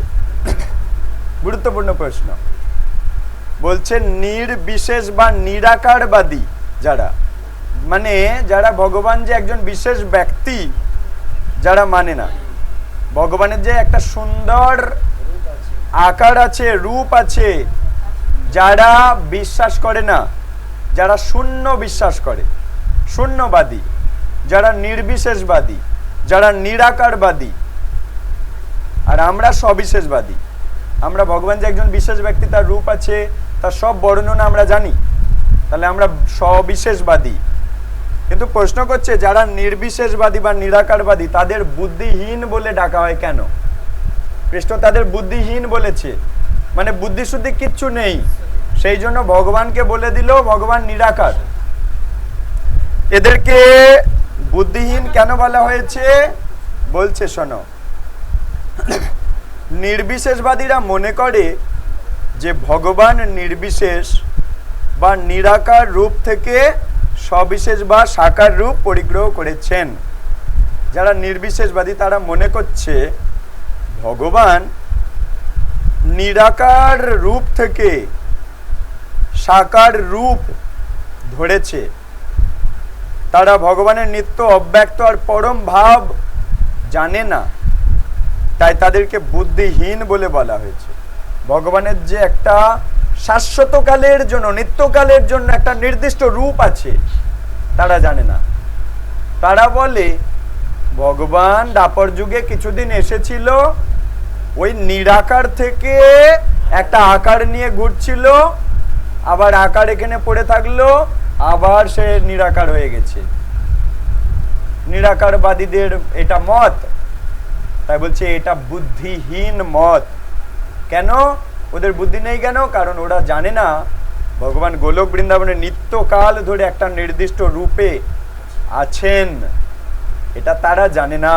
তাই তারা বলে দিল নিরাকার ছিল, কিছুদিন আগে 5000 বছর আগে এলো, কিছুদিন এখানে ঘুরে ফেটে বেড়ালো, আবার নিরাকার হয়ে গেল।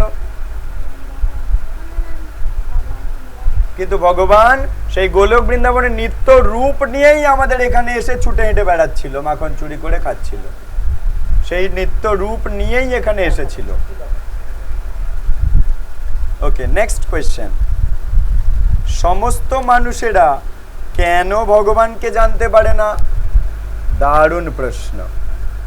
বলছে ভগবান তো সবার, সবার আসল ঘর ভগবত ধাম, সবার উচিত ভক্তি অনুশীলনে যোগদান করা, এসে অ্যাটেন্ডেন্স দেওয়া সবার উচিত। কিন্তু সবাই আসে না কেন? সবাই ভগবানকে জানতে পারে না কেন? ভালো প্রশ্ন। উত্তর বলছে যেহেতু ভগবান অল্প বুদ্ধি সম্পন্ন দেব উপাসক এবং বুদ্ধিহীন নির্বিশেষবাদী লোকদের কাছে নিজেকে স্বীয় অন্তরঙ্গা শক্তি যোগমায়ার দ্বারা আবৃত করে রাখে। ভগবান এই রকম ব্যক্তিদের কাছে নিজেকে ঢেকে রাখে। কাদের কাছে? যেমন একটু আগে বলা হচ্ছিল না, এই চিন্ময় জ্ঞান, দিব্য জ্ঞান, হরিকথা বাঁদরদের সামনে তুলে ধরা হয় না, যেমন মুক্তোর হার বাঁদরদের সামনে তুলে ধরা হয় না, একইভাবে এই হরিকথা শ্রদ্ধাহীন ব্যক্তির সামনে তুলে ধরা হয় না। তাহলে ভক্তরাই যদি শ্রদ্ধাহীন, যারা ভগবানকে শ্রদ্ধা করে না, প্রণাম করে না, গালি দেয়, নিন্দা করে, তাদের সামনে হরিকথা ভক্তরাই বলে না, তা ভগবান তো সে নিজে, যারা দেবদেবীর উপাসক আর যারা বুদ্ধিহীন নির্বিশেষবাদী, ভগবানকে নিরাকার বলে দিল, ভগবান তাদের কাছে লুকিয়ে রাখে নিজেকে। কি শক্তি দিয়ে? নিজের অন্তরঙ্গা যোগমায়া শক্তি দিয়ে নিজেকে গুটিয়ে রাখে, লুকিয়ে রাখে। সবার সামনে ভগবান নিজেকে ধরা দেয় না। বুঝা যাচ্ছে? তাহলে এই জ্ঞান যেমন সবার সামনে তুলে ধরা হয় না, শ্রদ্ধাহীন ব্যক্তির সামনে ধরা হয় না, একইভাবে ভগবান নিজেকে চিনতে সুযোগ দেয় না, নিজেকে গুটিয়ে রাখে, যোগমায়া শক্তি দিয়ে নিজেকে গুটিয়ে রাখে। তার ভেতরে কৃষ্ণ থাকে, যোগমায়া বাইরে থাকে, আর তারা কৃষ্ণকে, ভেতরে কৃষ্ণ আছে বুঝতে পারে না। কারা? না যারা অল্প বুদ্ধি সম্পন্ন দেব উপাসক আর বুদ্ধিহীন নির্বিশেষবাদীরা, এরা ভগবানকে বুঝতে পারে না। সেই জন্য সবাই ভগবানকে বুঝতে পারে না, ভগবানের ভক্ত হয় না। বোঝা গেল? যারা দেবদেবীর উপাসনা করছে তারা অল্প বুদ্ধি সম্পন্ন, কৃষ্ণ তাদের কাছে ধরা দেয় না। কারণ আমি যে পরম স্বামী, আমাকে ছেড়ে অন্য কোনো স্বামীর কাছে যাচ্ছ, তাকে স্বামী মনে করে যে সে আমার রক্ষণাবেক্ষণ করতে পারবে, তার মানে তুমি তোমার নিজের সে পরম স্বামীকে কি নপুংসক বলে প্রমাণ করতে চেষ্টা করছো, তাই না?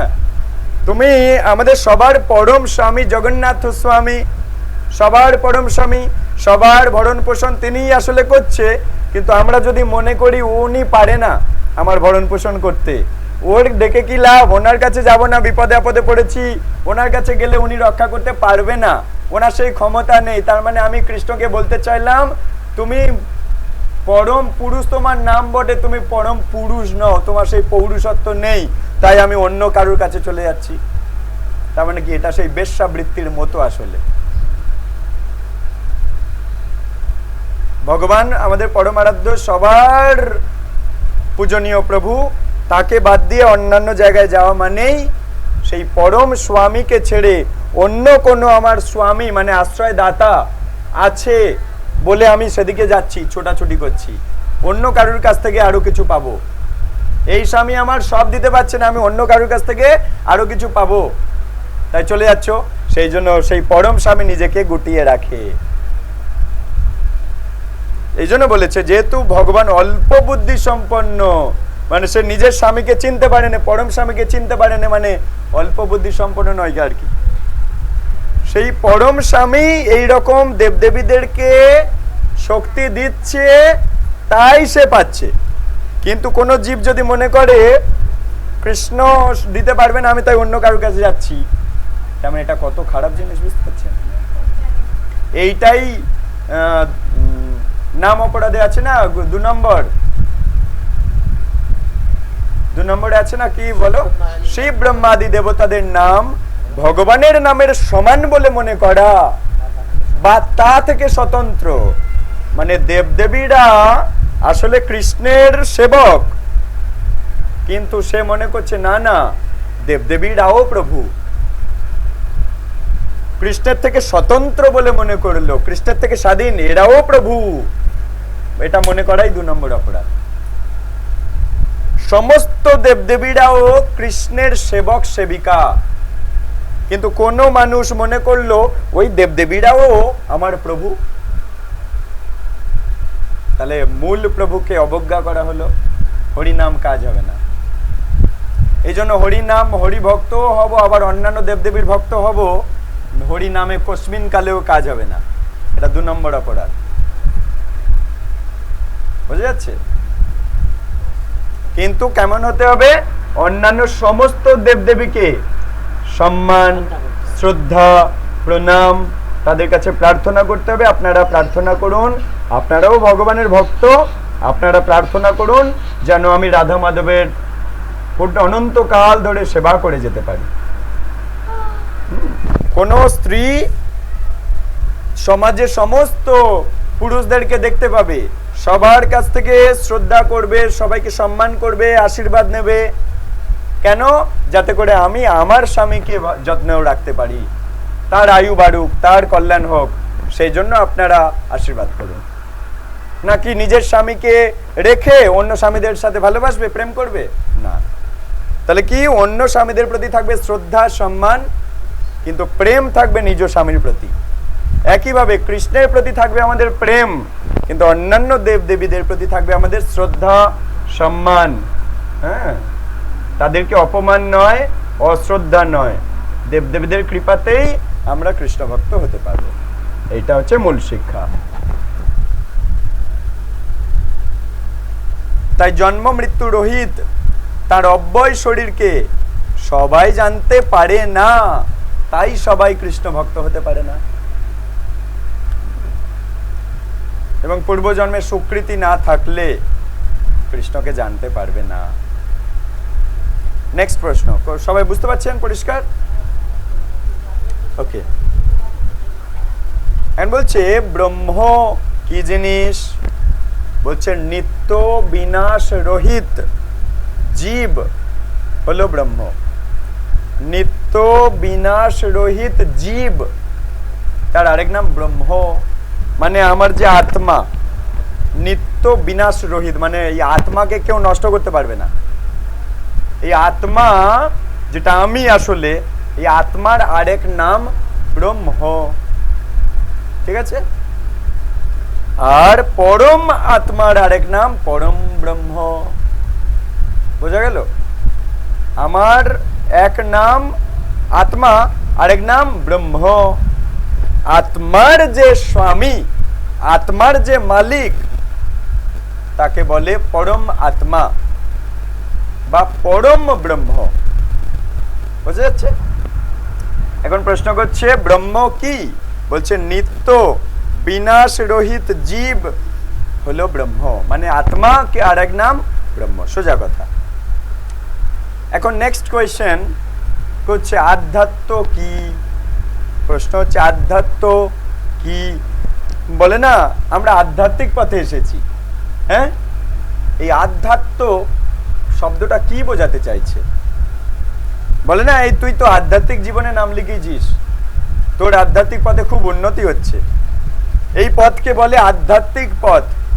এই আধ্যাত্ম শব্দটা কি বোঝাতে চাইছে?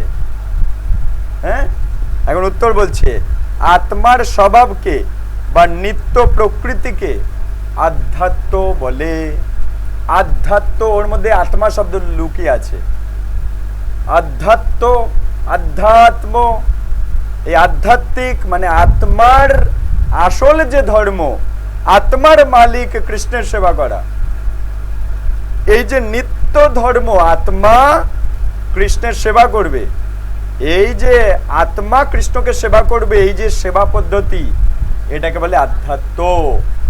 তাই এটা আধ্যাত্মিক পথ, কারণ আমরা সবাই আত্মা, আমরা কৃষ্ণের সেবা করছি, তাই এটা আধ্যাত্মিক পথ। বুঝা যাচ্ছে? তাহলে আধ্যাত্ম কি না, আত্মার যে নিত্য স্বভাব কৃষ্ণের সেবা করা, কারণ তার পরিচয় কৃষ্ণ সেবক। আত্মা তার নিত্য প্রভুর নিত্য সেবা করে যাবে, এই যে সেবা করার পদ্ধতি, এটাকেই বলে আধ্যাত্ম, বা এই যে সেবা করার পথ, এটাই হচ্ছে আধ্যাত্মিক পথ। আত্মা নিত্যকালের দাস, নিত্যকালের প্রভু কৃষ্ণ, তাই নিত্যকালের প্রভুর সেবা করবে নিত্যর কালের দাস। এই যে সেবা করবে, জীবাত্মা প্রভু কৃষ্ণের সেবা করবে, এটাকে বলে আধ্যাত্ম। পরিষ্কার? নেক্সট কোয়েশ্চেন, কর্ম কি জিনিস? বলছে জীব সত্তা যখন জড় জগতের ভাবনায় আবিষ্ট হয়ে গেছে, জীব গোলক বৃন্দাবনের বাসিন্দা, কিন্তু এই জগতে এসে খুব আবিষ্ট হয়ে গেছে, তখন তার সেই জড় চেতনার প্রভাবে, জড় জগতের চিন্তা ভাবনার প্রভাবে তার নানা রকমের জড় দেহ সৃষ্টি হয়। যেমন এই জড় জগতে এসে যেমন চিন্তা করবে তেমন জড় দেহ পাবে। কি বলল? যে প্রশ্নটা হচ্ছে কর্ম কি? বলছে জীব সত্তা গোলক বৃন্দাবনের বাসিন্দা, কিন্তু সেই জড়জগতে এসে আবিষ্ট হয়ে গেছে এবং এই জড়জগৎটা নিজের ঘর বলে মনে করে নিয়েছে এবং এই জড়জগতে সে জড় চেতনার প্রভাবে নানা রকমের জড়দেহ পাচ্ছে। যেমন ভাবে এই জড়জগতে চিন্তা করছে তেমন দেহ পাচ্ছে। আসলে সে গোলক বৃন্দাবনের সচ্চিদানন্দ দেহ পাওয়ার কথা, সেই দেহে থাকার কথা, সেখানকার বাসিন্দা। এই প্রক্রিয়াকে বলা হয় কর্ম, যা সেবার বিপরীত। সেবা মানে আমি কৃষ্ণের দাস, কৃষ্ণের সেবা করব, এটাকে বলে সেবা। আর আমি কৃষ্ণের দাস কিন্তু কৃষ্ণের দাসত্ব না করে এই জড় জগতে অনেক কিছু করছি, কৃষ্ণকে চিনি না, তাকে বলে কর্ম। এই জন্য আমরা যে কোনো কিছু বলি সেবা বলি, কর্ম আর বলি না জড় এই ভক্তি জীবনে আসার পর থেকে। হ্যাঁ, একটা আমান্য মানে সবজি কাটছে সেটাকেও কর্ম বলে না, সেবা। আমার সেবা আছে কি, বাড়ি গিয়ে সবজি আমান্য করতে হবে। একটা ঘর ঝাড় দিচ্ছে, জড়জগতের লোকেরা বলে এই ঝাড়ু দেওয়ার কর্মটা করো, আমরা বলি কি ঝাড়ু দেওয়ার সেবাটা করো। তাহলে সেবা আর কর্মের মধ্যে তফাৎ কোথায়? সেবা মানে নিত্য যেটা ধর্ম, আধ্যাত্ম, কৃষ্ণর দাস, কৃষ্ণের সেবা করব, কৃষ্ণকে খুশি করার জন্য যা কিছু করব তাকে বলে সেবা। আর কৃষ্ণকে ভুলে গিয়ে এই জড় জগতে আমার স্বামী, আমার স্ত্রী, আমার পুত্র, আমার সমাজ, আমার গ্রাম, এই জড় জগৎ যেখানকার আসলে আমি বাসিন্দা নই, সেখানকার জন্য ভেবে যা করব তাকে বলে কর্ম। সেবার কর্মের তফাৎ এটা। কিন্তু এই জড় জগতেই থেকে কৃষ্ণের উদ্দেশ্যে, কৃষ্ণকে খুশি করার জন্য কৃষ্ণ নাম প্রচার করো, সমাজের কল্যাণ করে কৃষ্ণকে খুশি করো, এটা প্রচার সেবা, এটা প্রচার সেবা হয়ে গেল। তাহলে এই প্রক্রিয়াকে বলে কর্ম, আর যা সেবার বিপরীত। সেবা অপ্রাকৃত, কর্ম জড়জাগতিক। সেবার দ্বারা আমি গোলক বৃন্দাবনে যেতে পারবো, আর কর্মের দ্বারা এই জড়জগতে আবার জন্ম হবে। তাই বলছে সেবা অপ্রাকৃত, কর্ম জড় অস্তিত্বকে দীর্ঘায়িত করে দেয়। জড়জগতে আমার অস্তিত্ব বেড়ে যায়। মানে কারাগারের আসামি, সে যদি ওই আসামি হয়ে সে যদি রাজার গুণকীর্তন করে, রাজা চাবি খুলে ছেড়ে দেবে। রাজার উপদেশ যদি মেনে চলে, রাজা তাকে ছেড়ে দেবে। কিন্তু সে রাজার উপদেশ না মেনে ওই কারাগারে আরো যারা আছে তাদের উপদেশ মেনে জীবন কাটাচ্ছে। ভালো করে বোঝো, কারাগারে সব আসামি। এখন কারাগারে যে আসামি, সে যদি বেরোতে চায়, কার উপদেশ মানতে হবে? রাজার উপদেশ, সরকারের উপদেশ, আইনের উপদেশ মানতে হবে। সে তাই না করে সে করছে কি, ওই কারাগারে যারা আছে সবার উপদেশ মানছে। সবার উপদেশ, এই সব আইন, ভারত সরকারের আইন, সরকারের আইন মানতে হবে না, তুই এরম ভাবে জীবন কাটাতো, অত রাজার উপদেশ মেনে কি হবে? তাহলে কি হলো? মেয়াদ আরো বেড়ে গেল। কারাগারে, জেলে আরো বেশি দিন তার থাকতে হবে।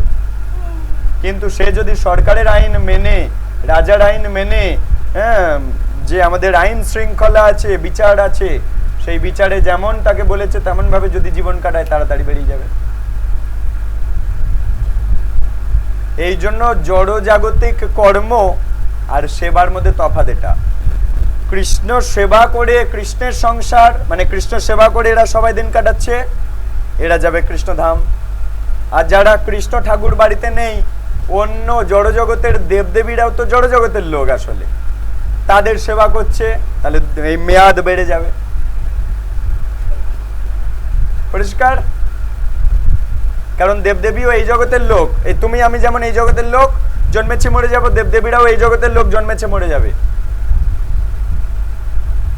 তাহলে এই কারাগারের আসামি ওরাও, আমরাও। তাহলে আমি যদি সেই কারাগারের আসামিদের উপদেশ মেনে চলি, তাদের সেবা করি, তাহলে কি হবে, আমি এই জগতেই আরো টাইম বেড়ে যাবে, আমার বেশি দিন মেয়াদ বেড়ে যাবে। কিন্তু যদি আমি এই কারাগারের লোক নয়, যার হাতে চাবি আছে, তার উপদেশ গীতার মধ্যে আছে, সেই গীতার উপদেশ যদি মেনে চলি, আমি বেরিয়ে যেতে পারবো। যেমন গীতাতে কৃষ্ণ বলছে কি, আমাকে ভোগ অফার করে না খেলে পাপ খাবে। তাহলে যে জেলর সাহেব, যে আমার চাবি যার কাছে, সে বলল অন্য আমাকে ভোগ লাগিয়ে প্রসাদ পাও, আর আমি কারাগারের আসামি বললাম না না ওসব মানি না। তাহলে কি হলো, মেয়াদ বেড়ে যাবে, মানবো না, মেয়াদ বেড়ে যাবে। কারণ কৃষ্ণ দেখলে আমি তো বলে দিয়েছি গীতার 3:13 ভোগ লাগিয়ে প্রসাদ পাও, কিন্তু ও বলছে না না ওসব এখন করার দরকার নেই। তার মানে কি, মেয়াদ বেড়ে যাচ্ছে, নিজের মেয়াদ নিজে বাড়িয়ে দিচ্ছে। বুঝা যাচ্ছে? আচ্ছা, তাই কেউ কোনো মা রন্ধন করছে, আর একটা ভক্ত মা রন্ধন করছে। একটা রন্ধন এই দেখো কারাগারের সবার জন্য বানাচ্ছে, কারাগারের আসামিদের জন্য বানাচ্ছে, চিন্তা করে যে আমার স্বামী খাবে, আমার ছেলে খাবে, আমার মেয়ে খাবে। তাই ওটা হচ্ছে কর্ম, জড় জগতের কর্ম। কিন্তু সেই মা গীতার জ্ঞান পাওয়ার পর রান্না করছে, চিন্তা করছে ভগবান গোপীনাথ পাবে, তারপর আসামিরা পাবে, মালিক প্রভু পাবে আগে, তারপর আমরা আসামি, আমরা তারপর পাবো প্রভুর উচ্ছিষ্ট। তাহলে এটা হয়ে গেল সেবা। তাহলে সে কত সেবার সুযোগ পাবে ভেবে দেখুন। তাহলে গীতা যদি কেউ 60 বছর বয়সে গিয়ে পড়েছে, তাহলে সে আর কটা বছর রান্না করতে পারবে? তাহলে সে ধরো আর 4 বছর রান্না করলো, তার মানে 4 বছর সেবা করলো, 60 বছর কর্ম করলো। ভালো করে বলছো, 60 বছর জড় কর্ম করলো, 4 বছর সেবা করলো। আর কেউ 4 বছর বয়সে গীতার জ্ঞান পেয়ে গেছে, তাহলে সেও 64 বছর বাঁচলো, কিন্তু 60 বছর সেবা করলো, 4 বছর কর্ম করলো। কে বেরোবে আগে? এটা বুঝতে হবে, একদম ঐকিক নিয়ম, সরল ভাবে বুঝে নিতে হবে।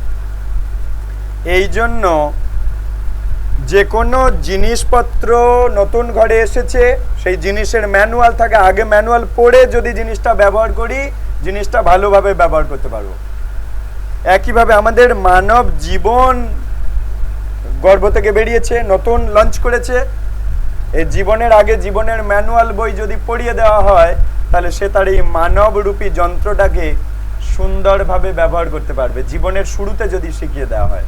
যেমন এই সমস্ত বাচ্চা হচ্ছে আমার গুরু, এরা জীবনের শুরুতেই গীতার জ্ঞান পেয়ে যাচ্ছে, আমরা তো অনেক বয়সকালে পেয়েছি। ওকে, নেক্সট কোয়েশ্চেন বলছে অধিভূত কি? বলছে নশ্বর বা নিয়ত পরিবর্তনশীল জড়া প্রকৃতিকে অধিভূত বলে। বলো অধিভূত কি?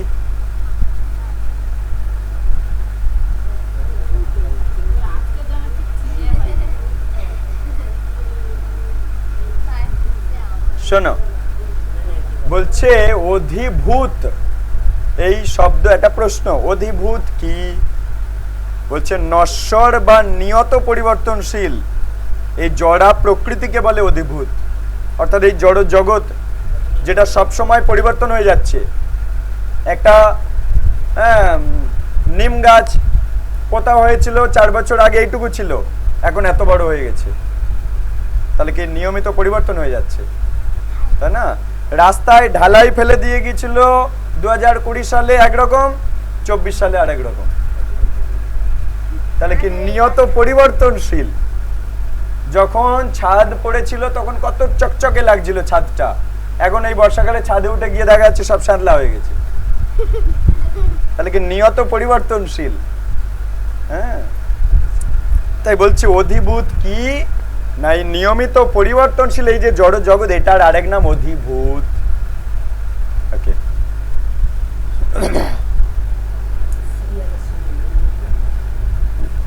বলছি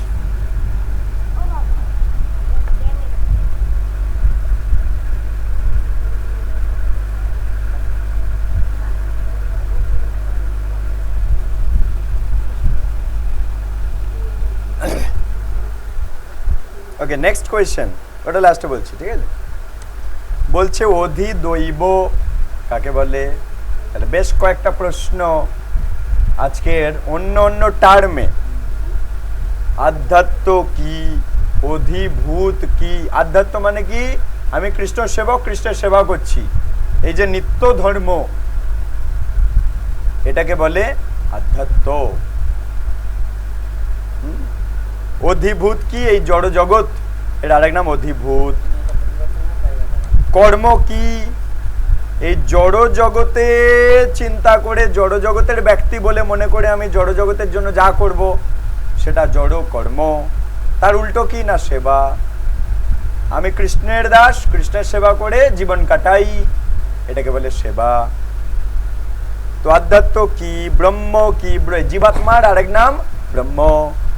আধ্যাত্ম কি বললাম? কৃষ্ণ সেবা। এই যে আমার আসল ধর্ম, আমার পরিচয় আমি কৃষ্ণ সেবক, তাই আমার আসল ধর্ম কৃষ্ণের সেবা করা, সেটাকে বলে নিত্য ধর্ম বা আধ্যাত্ম। আর নৈমিত্তিক মানে কি?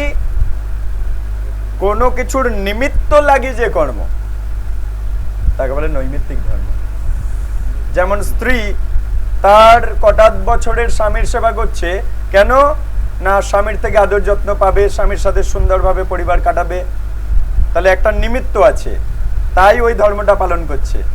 স্ত্রী ধর্ম, স্বামীর সেবা, এটার পিছনে একটা নিমিত্ত আছে, একটা কারণ আছে। নিমিত্তের জন্য যে কর্ম, তাকে বলে নৈমিত্তিক ধর্ম। আর আমার পরিচয় আমি জীবের স্বরূপায় নিত্য কৃষ্ণ দাস, আমার পরিচয় নিত্য পরিচয় আমি কৃষ্ণের দাস, তাই কৃষ্ণের সেবা করছি। এর পিছনে কোনো কারণ থাকুক বা না থাকুক করে যাব। কৃষ্ণ আমায় মারুক, পিটুক, গালি দিক, তবু কৃষ্ণ সেবা করে যাবে, এটাকে বলে নিত্য ধর্ম।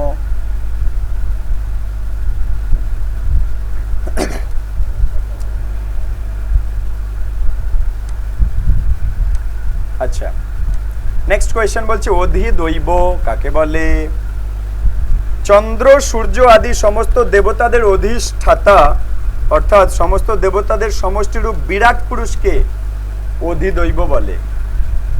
বিশ্বরূপ, অর্জুনকে বিশ্বরূপ দেখিয়েছিল ভগবান কৃষ্ণ। এই জড় জগৎটা,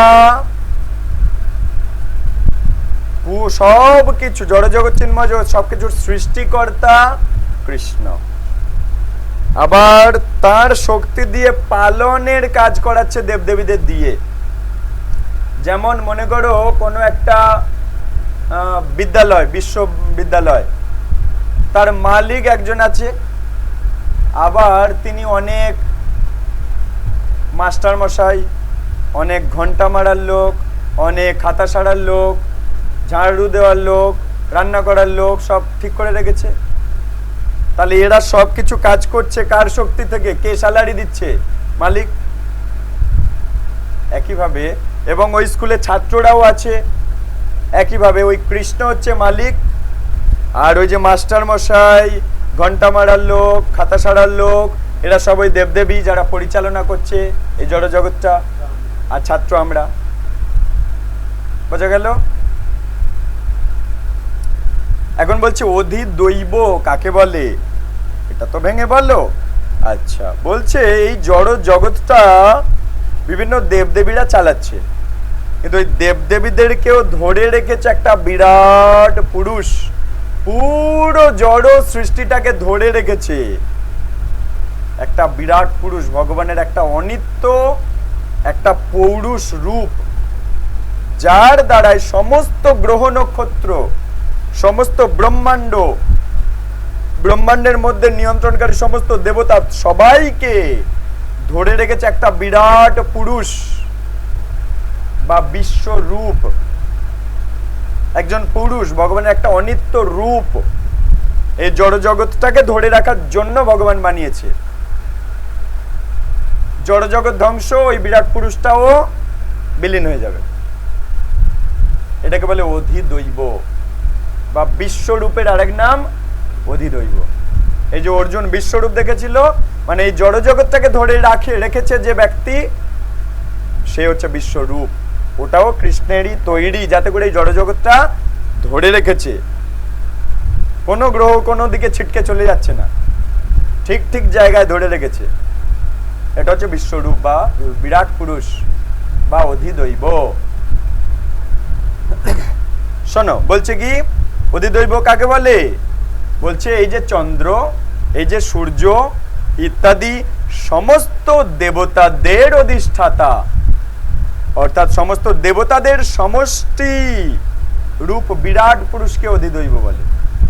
সমস্ত দেবতাদের অধিষ্ঠাতা বা সমস্ত দেবতাদের সমষ্টি, সমস্ত দেবতাকে একত্র করলে যে পুরুষ তৈরি হয় সেটা হচ্ছে বিরাট পুরুষ বা অধিদৈব, যার শরীরে সমস্ত দেবতা বাস করে আছে, যার শরীরে আমরাও বাস করে আছি, যার শরীরে এই জড় জগৎরূপী সমস্ত গ্রহ নক্ষত্র বাস করে আছে, যার শরীরের ভেতরে, সেটা হচ্ছে বিরাট পুরুষ বা অধিদৈব।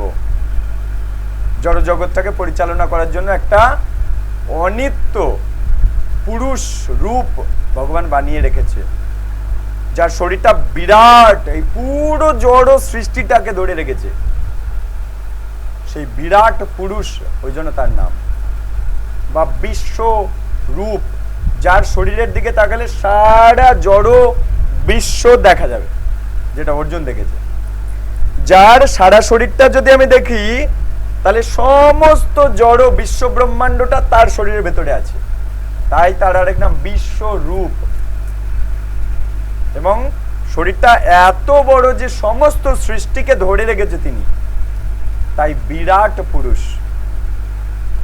আর অধিদৈব কেন? দেবতাদের, সমস্ত দেবতাদের অধিষ্ঠাতা, তাই অধিদৈব। তাহলে কেন অধিদৈব? সমস্ত দেবতাদেরও অধিষ্ঠাতা বা সমস্ত দেবতাদের সমষ্টির যে রূপ, সেই যে অনিত্য একজন পুরুষ রূপ, তাই জন্য তার নাম অধিদৈব। বিরাট কেন না তিনি, তার সে একটা পুরুষ শরীর, কিন্তু এমন বিরাট যে সমস্ত জড় জগতের সৃষ্টিটাকে ধরে রেখেছে, তাই বিরাট পুরুষ। জড় ব্রহ্মাণ্ডটাকে ধরে রেখেছে, বিরাট পুরুষ। আবার বিশ্বরূপ কেন? ওনার সারা শরীরের রূপের মধ্যে সমস্ত বিশ্বের সব কিছু খুঁজে পাবে, তাই বিশ্বরূপ। পরিষ্কার? এখন নেক্সট কোয়েশ্চেন বলছে জীব দেহে অধিযোগ্য কে? কি রূপে তিনি দেহে অবস্থান করেন? তাহলে দেবতাদের যে অধিষ্ঠাতা তাকে বলে অধিদৈব। এখন এখানে প্রশ্ন করছে অধিযোগ্য কে? তাহলে এই দেহরূপ যজ্ঞে যিনি অধিষ্ঠাতা, দেহরূপ, এই দেহের মধ্যে যা কর্ম হচ্ছে সেই কর্মের যিনি অধিষ্ঠাতা, যিনি মালিক, অধিযোগ্য কে? এখানে বলছে ভগবান শ্রীকৃষ্ণ হচ্ছেন অধিযোগ্য। তিনি প্রতিটি জীবের শরীরে অন্তর্যামী পুরুষ বা পরম আত্মা রূপে অবস্থান করেন। কি রূপে তিনি দেহে অবস্থান করেন? প্রত্যেকটা জীবের শরীরে হৃদয়ে অন্তর্যামী, অন্তরে যিনি যাপন করছে, অন্তরে থাকছে যিনি। অন্তর কাকে বলে? হৃদয়কে বলে অন্তর। এই অন্তরে যিনি যাপন করছে, বিশ্রাম করে আছে, পরমাত্মা, চতুর্ভুজ নারায়ণ মূর্তি। খুব ছোট্ট দেখতে, কিন্তু চতুর্ভুজ নারায়ণ মূর্তি আমাদের এই হৃদয়ের ভেতরে আছে, তাই অন্তর্যামী, পরম আত্মা, আত্মার মালিক, তাই পরম আত্মা। অন্তর্যামী, অন্তরে বাস করছে, অন্তর্যামী। এবং আমার সারা শরীরের মধ্যে কোথায় কি হচ্ছে সে সব জানে, তাই অন্তর্যামী। আর কি না ভাবগ্রাহী জনার্দন, ভাবগ্রাহী জনার্দন, যে সবকিছু জানে, আমার ভাব, যে আমি কেমন ভাব দিয়ে তাকে ভালোবাসি সে জানে, কেমন ভাব দিয়ে তাকে ঘৃণা করি সে জানে, আমি কাকে কি বলতে চাইছি, আমি কি চিন্তা করছি, কি বুদ্ধি লাগাচ্ছি, যে সব জানে, সে হচ্ছে ভাবগ্রাহী জনার্দন। আমার সেই ভাবটা যে গ্রহণ করে সে হচ্ছে ভাবগ্রাহী জনার্দন। তাই প্রশ্ন ছিল জীব দেহের ভেতরে অধিযোগ্য কে? মানে এই দেহটা যা কর্ম করছে এটার ভোক্তা কে? যজ্ঞ মানে কি? স্বয়ং ভগবান। অধিযজ্ঞ, এই যজ্ঞের অধিষ্ঠাতা, এই সারা শরীর দিয়ে যা কর্মযজ্ঞ হচ্ছে তার অধিষ্ঠাতা কে? পরমাত্মা। কোথায় বাস করে? হৃদয়ে।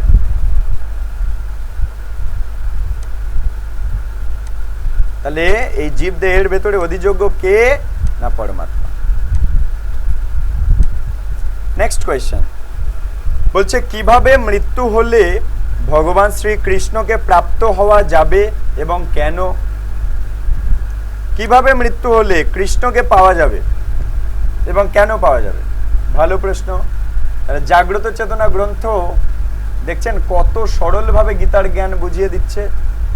গীতার নির্যাস জাগ্রত চেতনা, আমাদের চেতনাকে একেবারে জাগিয়ে তুলবে।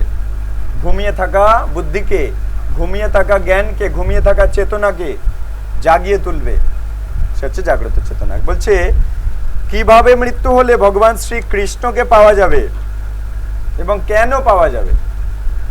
উত্তরে বলছে, মৃত্যুর সময় ভগবানকে স্মরণ করে শরীর ত্যাগ করলে অবশ্যই ভগবানকে পাওয়া যাবে। মৃত্যুর সময় ভগবানকে স্মরণ করে শরীর ত্যাগ করলে ভগবানকে পাওয়া যাবে। তাহলে মৃত্যুর সময় কানের কাছে গিয়ে, বাবা তুমি কেমন আছো, তোমার কোথায় কষ্ট হচ্ছে, তোমার নাতি ওই আসছে, একটু দাঁড়াও, এখন ছেড়ে চলে যাও না, তোমার নাতনি ওই স্কুলে গেছে, এইসব আজে বাজে কথা বলে লাভ আছে?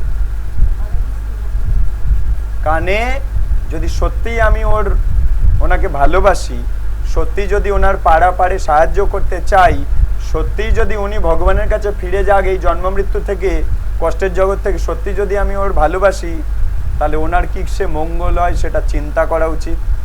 ওইসব আজে বাজে কথা বললে ওনার অমঙ্গল। ওইখানে কৃষ্ণ নাম করতে হবে। মৃত্যুর সময় ভগবানকে স্মরণ করে শরীর ত্যাগ করলে, যেমন অজামিল মৃত্যুর সময় ভগবানের নাম নিল, যমদূত নিতে পারলো না, নারায়ণের দূতেরা এসে ভগবত ধামে নিয়ে চলে গেল। তাহলে ওনাকে দিয়ে বলানোর চেষ্টা করা উচিত যে আপনি হরে কৃষ্ণ বলুন। হ্যাঁ, অর্থাৎ সারাক্ষণ আমরা যদি হরে কৃষ্ণ বলি, সেও হরে কৃষ্ণ বলবে। ওই যদি আধ ঘন্টা 1 ঘন্টা যদি আমি হরে কৃষ্ণ বলে যদি কোনো একটা জীবাত্মাকে পাড়ে সাহায্য করি, তাহলে আমিও মৃত্যুর সময় আমাকেও পারাপার করার জন্য কেউ না কেউ সাহায্য করবে। ইয়েস, হ্যাঁ, এটা আমাদের বুঝতে হবে। আমরা যখন ভক্তদেরকে হরিকথা বলছি মানে কি, এটা অপর জীবদেরকে পারাপারের সাহায্য করা হচ্ছে। যে অপর জীবদের পারাপারের সাহায্য করে তার নিজের সিটটাও কনফার্ম হয়ে যায়। কারণ দেখবেন কেউ যখন অপরদেরকে নৌকায় তুলে দিচ্ছে, ওটো ওটো ওটো, সবাই আগে ওঠো, সবাই আগে ওঠো, সবাই পারাপার করবো চলো, এবং সেও লাভ মেরে ওঠে। না উঠলেও তারা বলবে কি যে তোমারও একটা, উনি আমাদের তুলে দিলে ওনার একটা জায়গা রাখো। এটা প্রকৃতির নিয়ম। যে সবার চিন্তা করে সবাই তার চিন্তা করে। তাই বলছে মৃত্যুর সময় ভগবানকে স্মরণ করে শরীর ত্যাগ করলে অবশ্যই ভগবানকে প্রাপ্ত হওয়া যাবে। কেননা মৃত্যুর সময় যে যেভাবে স্মরণ করে তার দেহ ত্যাগ করে সে সেইভাবে ভাবিত তত্ত্বকে লাভ করে থাকে। এগুলো গীতাতে সব শ্লোক বাই শ্লোক ভগবান কৃষ্ণ পরপর বলে গেছে যে মৃত্যুর সময় আমাকে স্মরণ করলে আমার ভাবে ভাবিত হয়ে আমাকেই পাবে। সেই ভাবিত তত্ত্বকে, মানে আমি যার কথা চিন্তা করব তাকে পাবো, সেই ভাবিত তত্ত্বকে লাভ করা যায়। আমি যদি কৃষ্ণ ভাবনা করি তাহলে কৃষ্ণ তত্ত্বকে পাবো, কৃষ্ণকে পাবো। পরবর্তী প্রশ্ন, মৃত্যুর সময় ভগবানকে স্মরণ করলেই যদি তার ভাবকে প্রাপ্ত হওয়া যায়, তবে সারা জীবন সাধন করার কি দরকার? মানে ছাত্র মনে করো প্রশ্ন করছে যে পরীক্ষার হলে যদি আমি লিখে দিতে পারি, পরীক্ষার হলে যদি আমি লিখে দিতে পারি, তাহলে সারা বছর পড়তে যাব কেন? কিন্তু স্বাভাবিক বুদ্ধি যার আছে সেটা বুঝতে পারে পরীক্ষার সময় সে লিখতে পারে যে সারা বছর পড়েছে, কিন্তু আনাড়ি ভাবে সে যদি বলে পরীক্ষার সময় লিখলে তো হলো, সারা বছর লেখা পড়া করে লাভটা কি আছে? সারা বছর লিখতে যাব কেন, পরীক্ষার সময় লিখলেই তো হলো। আরে সারা বছর না লিখলে পরীক্ষার সময় লিখতেই পারবে না তো।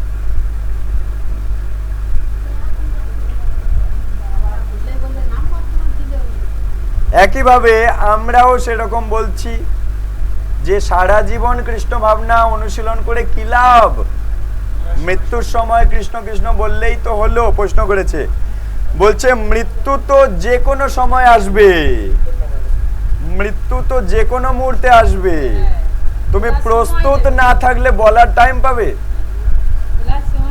সারা জীবন সাধন ভজন করে ভগবানকে স্মরণ করতে অভ্যাস করতে হয়, তাহলে মৃত্যুর সময় ভগবানকে স্মরণ করতে পারা যাবে।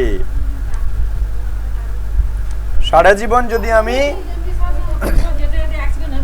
আচ্ছা আচ্ছা একটা ছোট করে বুঝাই।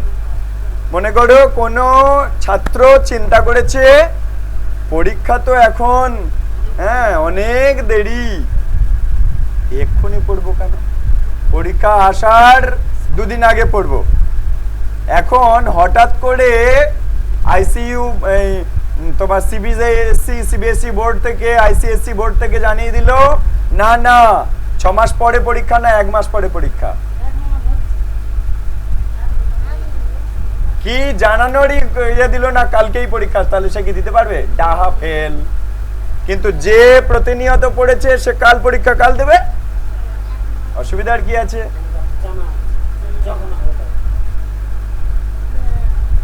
মাস্টার মশাই বলে দিয়েছে প্রতিদিনের পড়া প্রতিদিন করে নেবে, তাহলে মাস্টার মশাই যে কোনো দিন পরীক্ষা নিতেই পারে, মাস্টার মশাইয়ের দোষ নেই। একইভাবে আমাদের কৃষ্ণ মাস্টার মশাই বলে দিয়েছে কৃষ্ণ ভজিবার তরে সংসারে আইনু, মিছে মায়ায় বদ্ধ হয়ে বৃক্ষ সম হইনু। সেই ছাত্রটা এখন পাবজি খেলছে মিছে মায়ায় বদ্ধ হয়ে বৃক্ষ সম হইনু, যে কোনো মুহূর্তে পরীক্ষা আসলে ডাহা ফেল। একইভাবে আমরা কৃষ্ণ ভজন করবার জন্য এই জগতে এসেছি, নিরন্তর কৃষ্ণ ভজন করব। মাস্টারমশাই বলে দিচ্ছে রোজকারের পড়া রোজকার পড়ে নেবে, প্রতি সেকেন্ডে সেকেন্ডে কৃষ্ণ ভাবনা করে জীবন কাটাও। যে কোনো মুহূর্তে মৃত্যু আসলে তুমি কৃষ্ণ ভাবনা প্রতি মুহূর্তে করছিলে, চলে যাবে আনন্দের ধামে, কৃষ্ণ ধামে চলে যাবে, কারণ তুমি তো ফাঁকি দাওনি। এই জন্য তাই আমি যে কবে মরবো আমি তো জানি না, কিন্তু প্রতিটা মুহূর্তে যদি আমি কৃষ্ণ ভাবনায় থাকি তাহলে যে কোনো মুহূর্তে আমার হার্ট অ্যাটাক আসলে আসুক না, আরো তো ভালো, আমি তো চলে গেলাম ভগবানের ধামে, দুঃখ আমার শেষ হয়ে গেল তো। ওকে, তো এই পর্যন্ত থাক তাহলে। আচ্ছা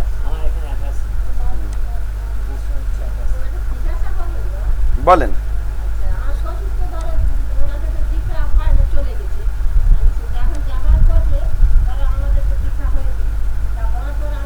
কি করলে?